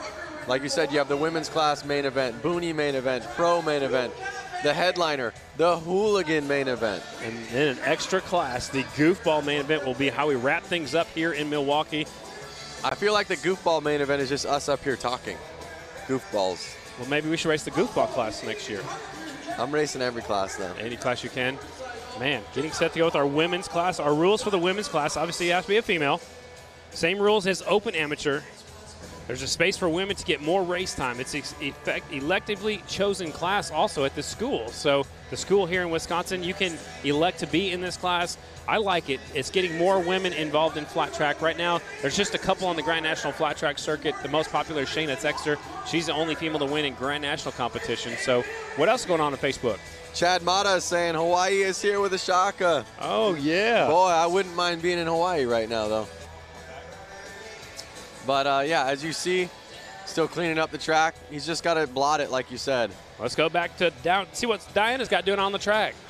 Yeah, you know, as we're watching this crew work so hard, we're so thankful for him cleaning up the oil mess. We got Tony Perry's right here, and you guys are wondering, who is this man? He is one of our Harley-Davidson Freedom interns, and you're probably wondering, what is a Freedom intern? Well, it's a wonderful program. I'm going to let him tell you a little bit about it. Okay, so the Find a Freedom internship was run worldwide. They picked 8 of us out of 7,500 applicants from over 30 countries. And they gave us all brand new 2018 Harley-Davidsons and just told us to go and find our freedom. And so we traveled, well, 6 of them traveled across the US. I traveled across Europe, and another girl, Charlie, who's over there, she traveled across Europe. She's with Megan, who both of them just learned how to ride this summer. I've been riding Sportsters for years because I love Sportsters, so flat track is where I belong. We're going to see you out here next year then, racing the flat track. Absolutely, I'll have to build something and bring it over. Okay, awesome. So just give a little bit about that experience going through Europe on a bike. I mean, it's pretty amazing that out of thousands of applicants, you just got a bike and got to ride all through Europe. Wouldn't that be anybody's dream job? Absolutely. Like, I mean, I would have said that this was my dream job if I even knew that this was a job, but I didn't. So I used to just say that I wanted to be a chopper builder, but now I want to do this instead.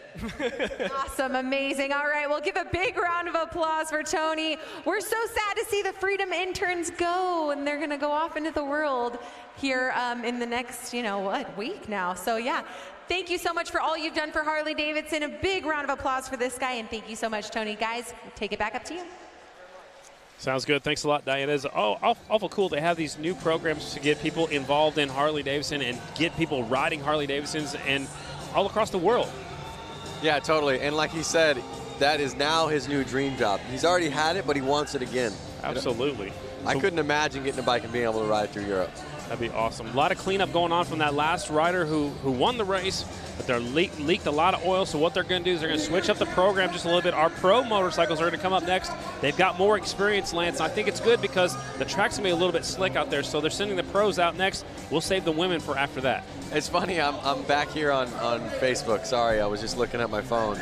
But I'm looking at it because Buck Lynn goes, if they want that cleaned up without any residual, they should use some brake cleaner. And now they all have brake cleaner out there. Maybe they were watching what they were saying. Yeah, so Buck, I think they were listening to you, and but they're cleaning. But the part with that, they got to be careful. If they use the brake cleaner, it's going to take off a lot of the Dr. Pepper syrup as well. So you got to be careful as you take that off. I'm sure they're going to bring your four-wheeler back out here with that Harley-Davidson engine out here and put some laps down to try to make sure it's all equal all the way around the track. Yep, I'm going down there right now to ride it. You're just going to try to do everything.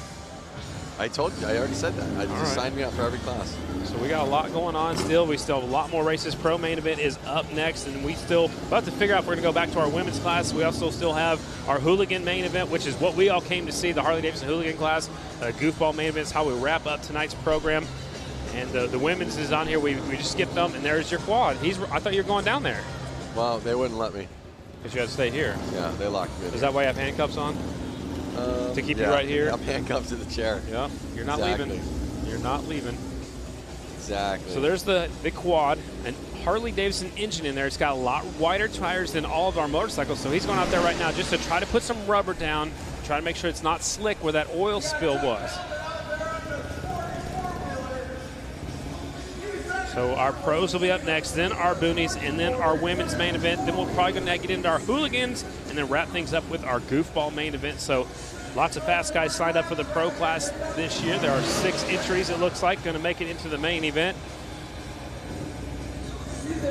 Fun crowd out here at the Panther Arena.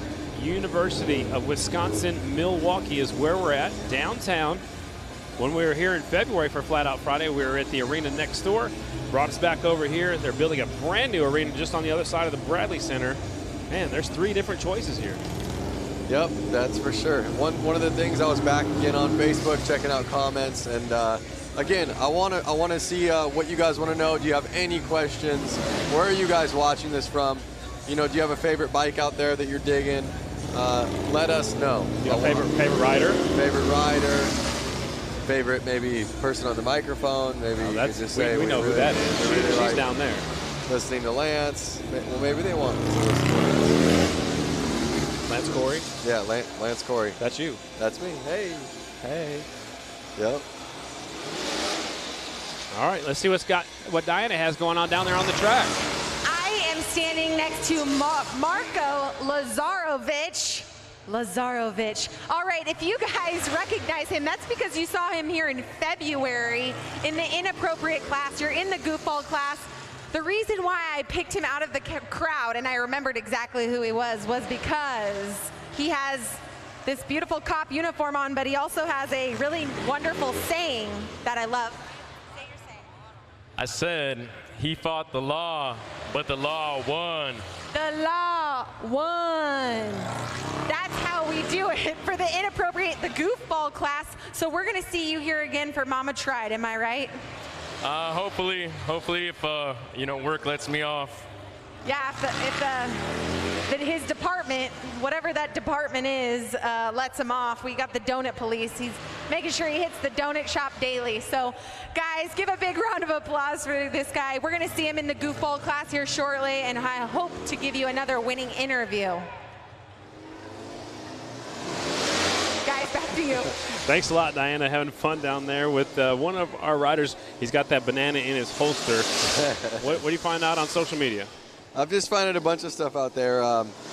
David Critchon from Wyoming. Evan wants to know how the mono wheel did. I think the mono wheel was on the maybe 3rd place, I think. But either way, he probably had a blast, and he left with a smile on his face. That thing was leaning. It had some lean to it. It looked like they were having a lot of fun for sure. Yep, that's for sure. I mean, we're getting a bunch of people out here watching. Evan Krafusky.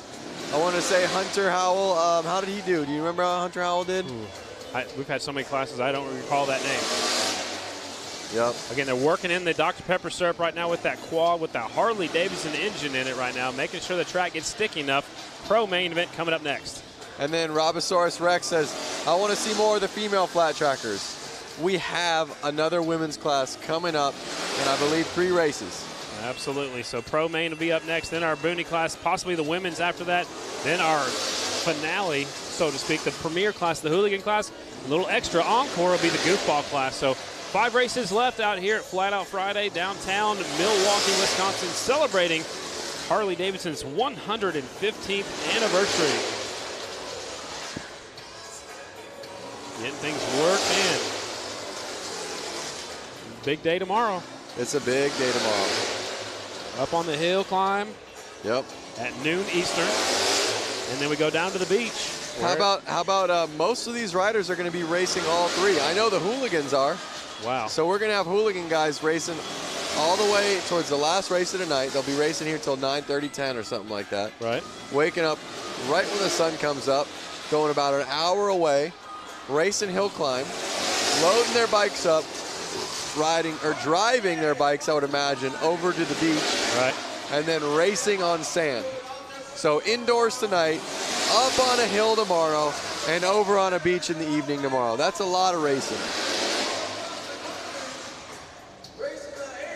And you get to call all the action for all 3 events. Brando will be along with you tomorrow, Brandon Graham. That guy's awesome. Yep, that's exactly it. All right.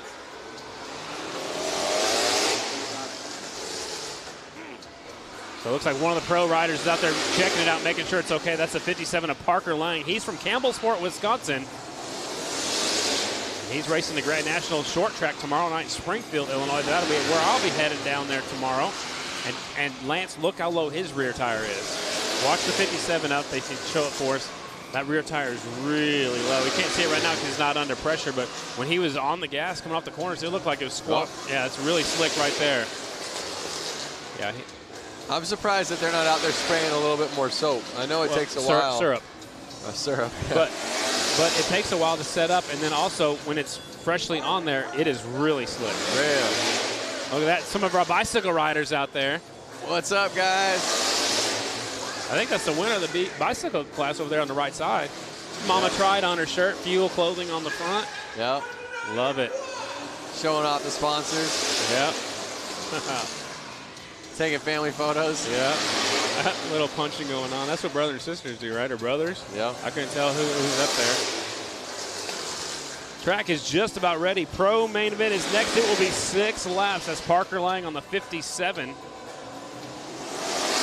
So now, Lance, it's going to be even more important to stay on the bottom, stay out of that. You can see the streak of oil. Stay out of that streak. See, it's up high right there. He gets on it right there. He gets on it right there on the back straightaway. Now they send out the 222 of Jeremy Orr. So they got to make sure the track is okay before we turn him loose. That's just so crazy. Well, the least bit of fluid, he hits it right there. See, you see a little twitch in the motorcycle. Well, hey, you know what? It's an even playing field for the riders out there. So, you know, as long as everybody's got an idea, it can be slippery. It's a level playing field. Well, it looks like the same spot coming off of 2 and about halfway down the back straightaway. They're talking to right now. That's Jeremy Prack. He's in charge of Flat Out Friday. Mama Tried. And you can see 57 Parker Lang tell him exactly where it's still slick out. The riders in the pro main event, there are 2 riders from Wisconsin, 2 from Illinois, 1 from Minnesota, and 1 from Pennsylvania. Now you can see Jeremy going to check out where the slick spot is.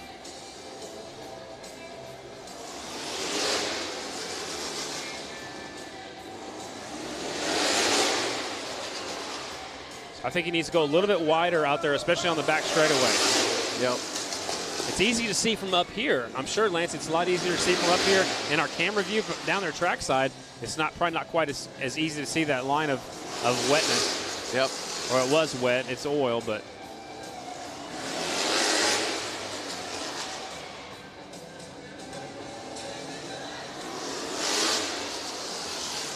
They're actually spraying. Look at that. That's Benny Carlson. He's actually spraying some starter fluid. He's doing it himself out here on the front straightaway. So he is in our hooligan class. He used to be national number 45.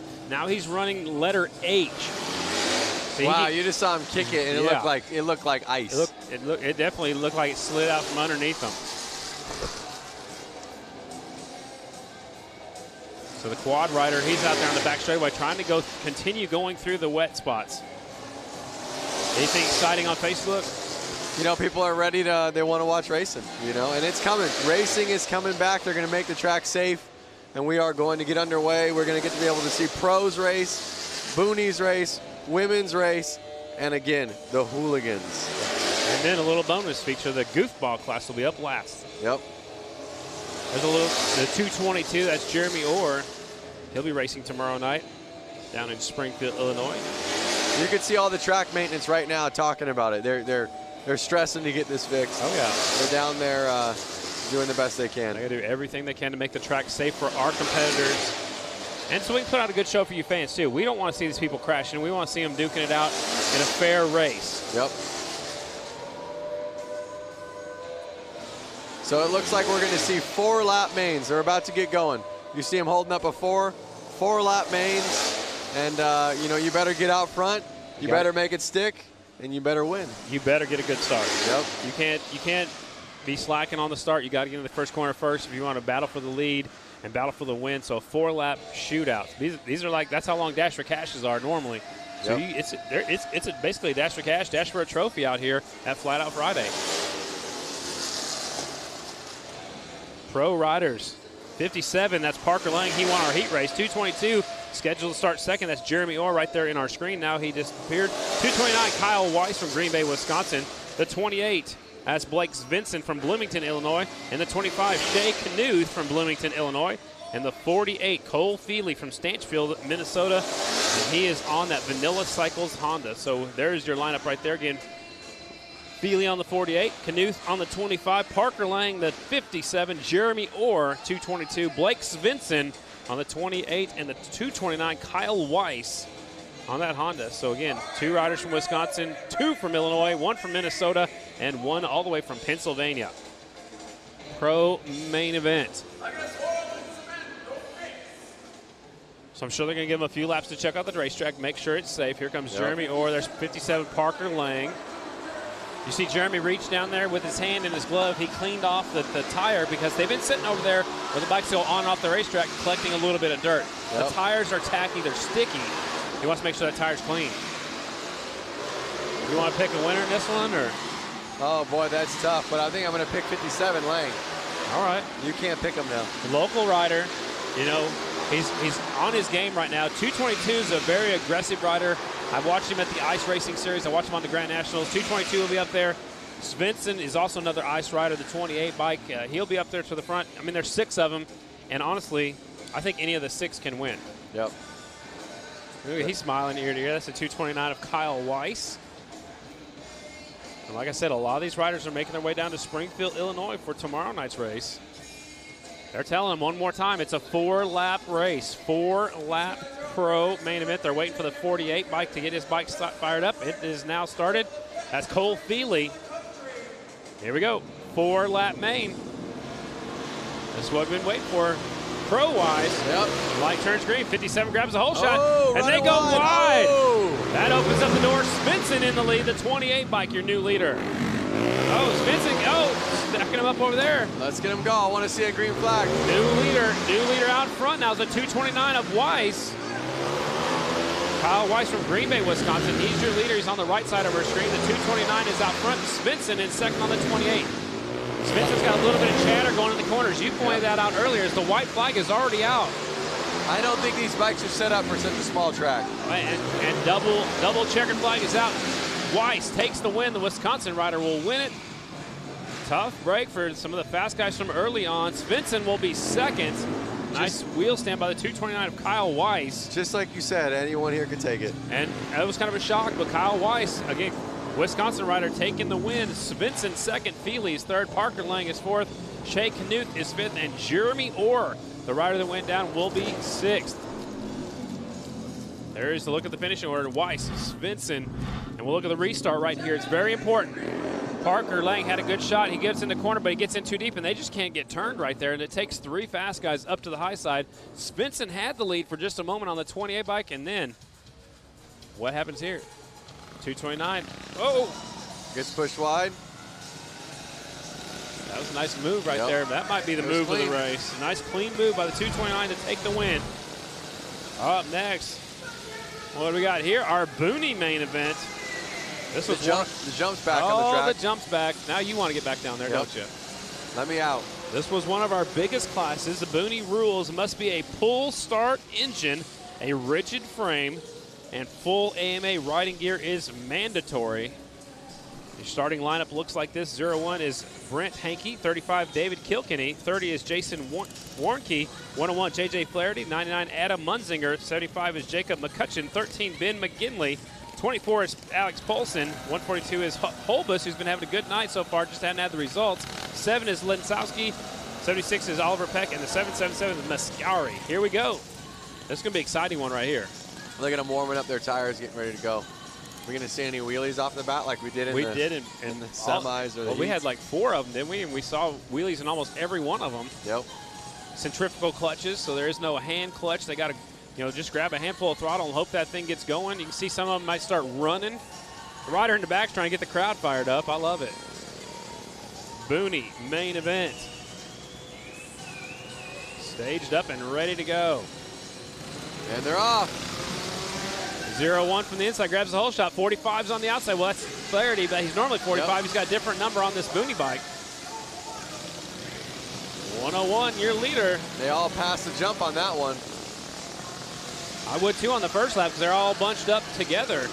Look at that, leader sliding into the turn number 3. Oh, he's hitting it. See, now it's getting to the point where they're wanting to stay on the inside line. Yeah, the shortest way around. Yep, but they're having to hit the jump. So it's actually, now that all the fast guys are out there, they're having to hit it. Third place went over the jump. Yep. Battle for the lead, 4-lap main event. Flaherty, there comes a 0-1 up the inside.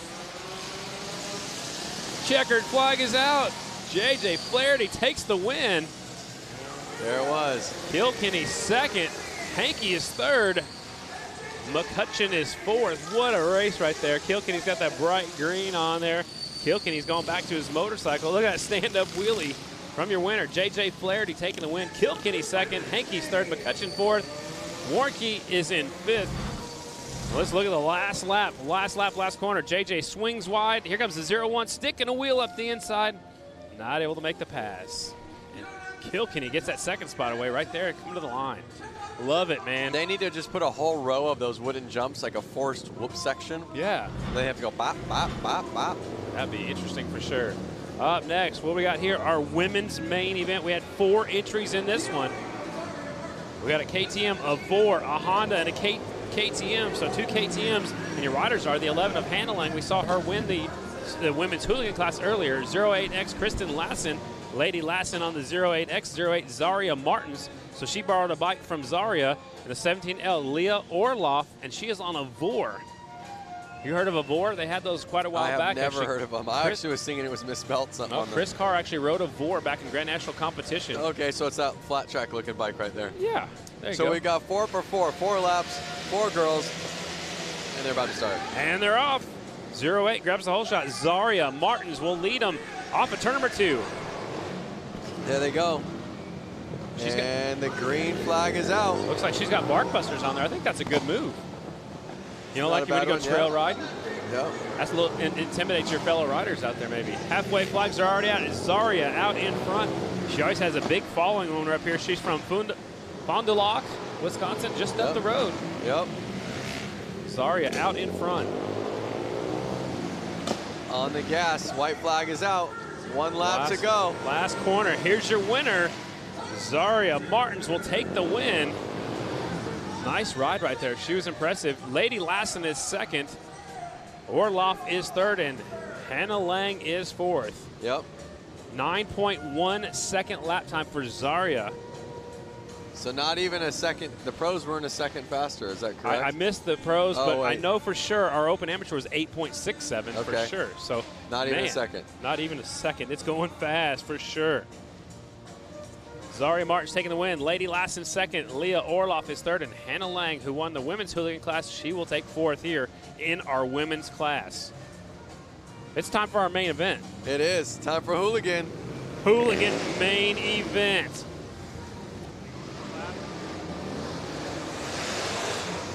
All Harley-Davidson's ladies and gentlemen. It is a 4-lap shootout.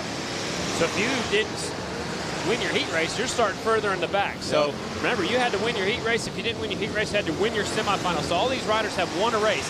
Letter H, Benny Carlson. 34, Jeremy DeRuyter. 45, JJ Flaherty. 42, Rich Heverly. 963, Michael Hill. 142, Daniel Holbus. 44, Dan Jacobson.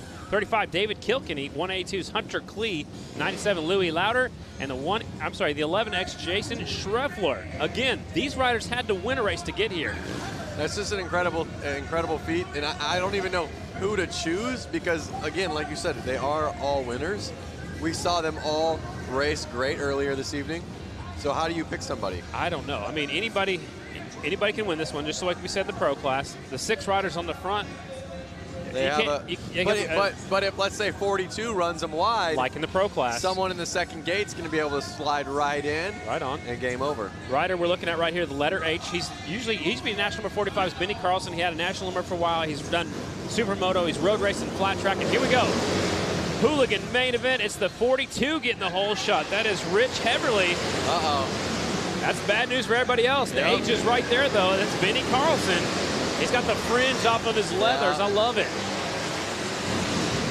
4 laps to get it done. It's a short main event. Hooligans. Heverly, Carlson, Lauder, Klee, Flaherty. Right there, your top 5. Here he comes at the white flag already. 1 lap to go for the white 42. Flag is out. Can he keep it up? Half a lap left. You can hear how loud it is right now. We're yelling. Yeah, he is pumped up. Look at that. There he is.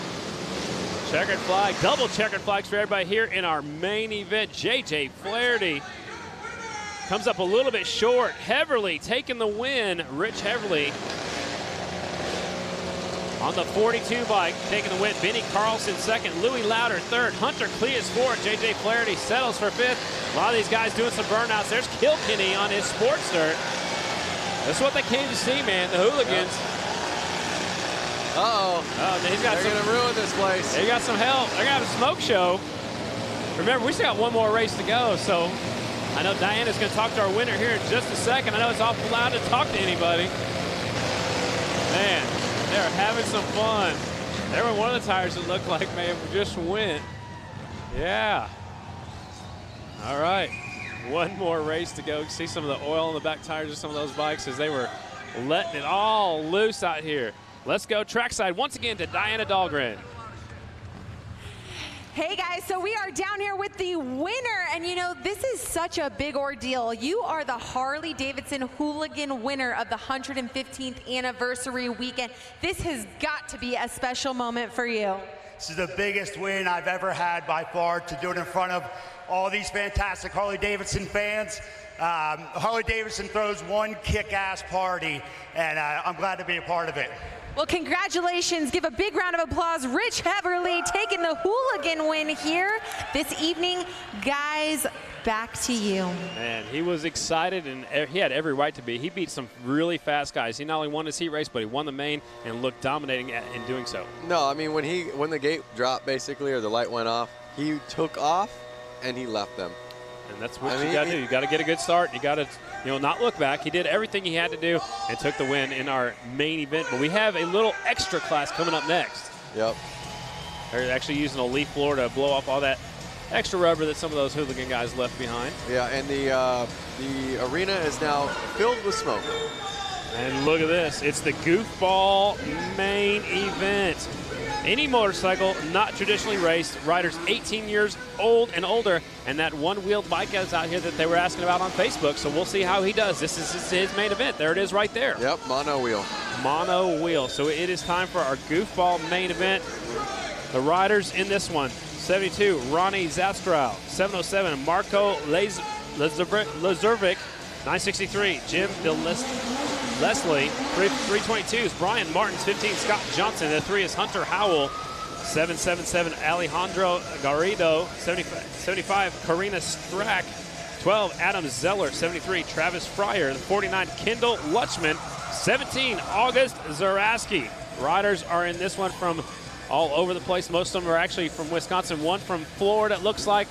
And several different motorcycles. There's the Purple Rain bike. He won his heat race earlier today. Or actually, that might have been a semifinal we saw him win. Yep. Representing Prince. Purple Rain outfit themed motorcycle. There's the 75 bike. Uh-oh, we got a wrestler out there, I think. Uh-oh, that's his championship belt. He's got a big chain around his neck. How many of these guys do you think rode their bikes here? Ooh, I don't know. I wonder if that police officer did. He's probably supposed to be on patrol. The 707, Marco Lazervic. Look at that, Macho Man. He's got that on his glasses. You see that? Yep. Macho Man Randy Savage.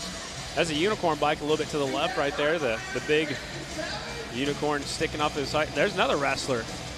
He's got the mouth guard on there like the old style motocross helmets. Yep. I remember that in BMX days for sure.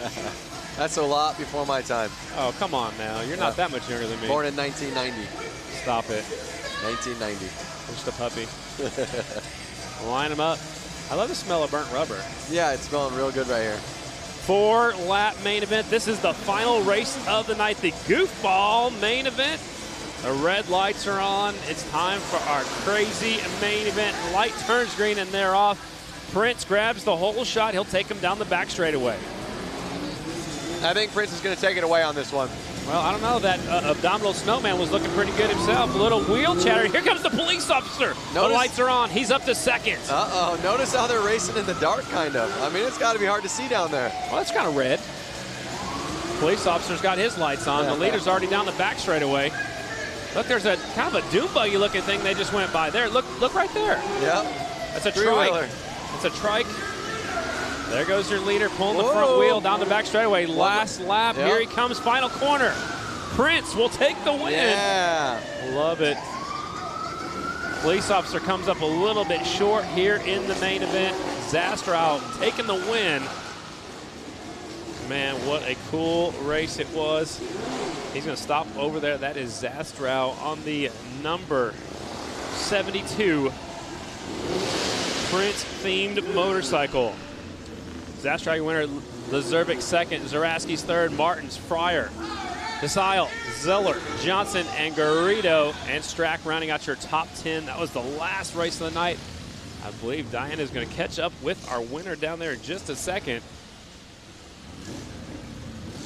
What a cool night of racing here at Panther Arena. Let's go trackside once again. Diana Dahlgren, take it away. Oh, there we go. Okay. You guys, Prince, the Purple Rain, he has just won the goofball class. We saw you earlier today, and you were looking real prepared with the, the Prince setup. How does it feel to take the win here at the 115th anniversary? Very nice. Well, your friends over there are burning rubber. I better let you get over there and. Hold on, he's got my trench coat. Oh, he actually, the buddy stole the trench coat to Prince's. Well, congratulations, Prince. We're gonna let you ride off into Purple Rain here now. So congratulations, him and his white bird. Guys, we have a lot going on tomorrow. Scotty, Lance, tell the fans all about it. Man, what a great night of racing here at Panther Arena. But tomorrow, the hill climb at noon Eastern. Tons of great action, great passes tonight, great racing. And we also, tomorrow afternoon, we'll be on the beach, man. Lance, I had a great time. Had a great time with you as well. Thank you for being here.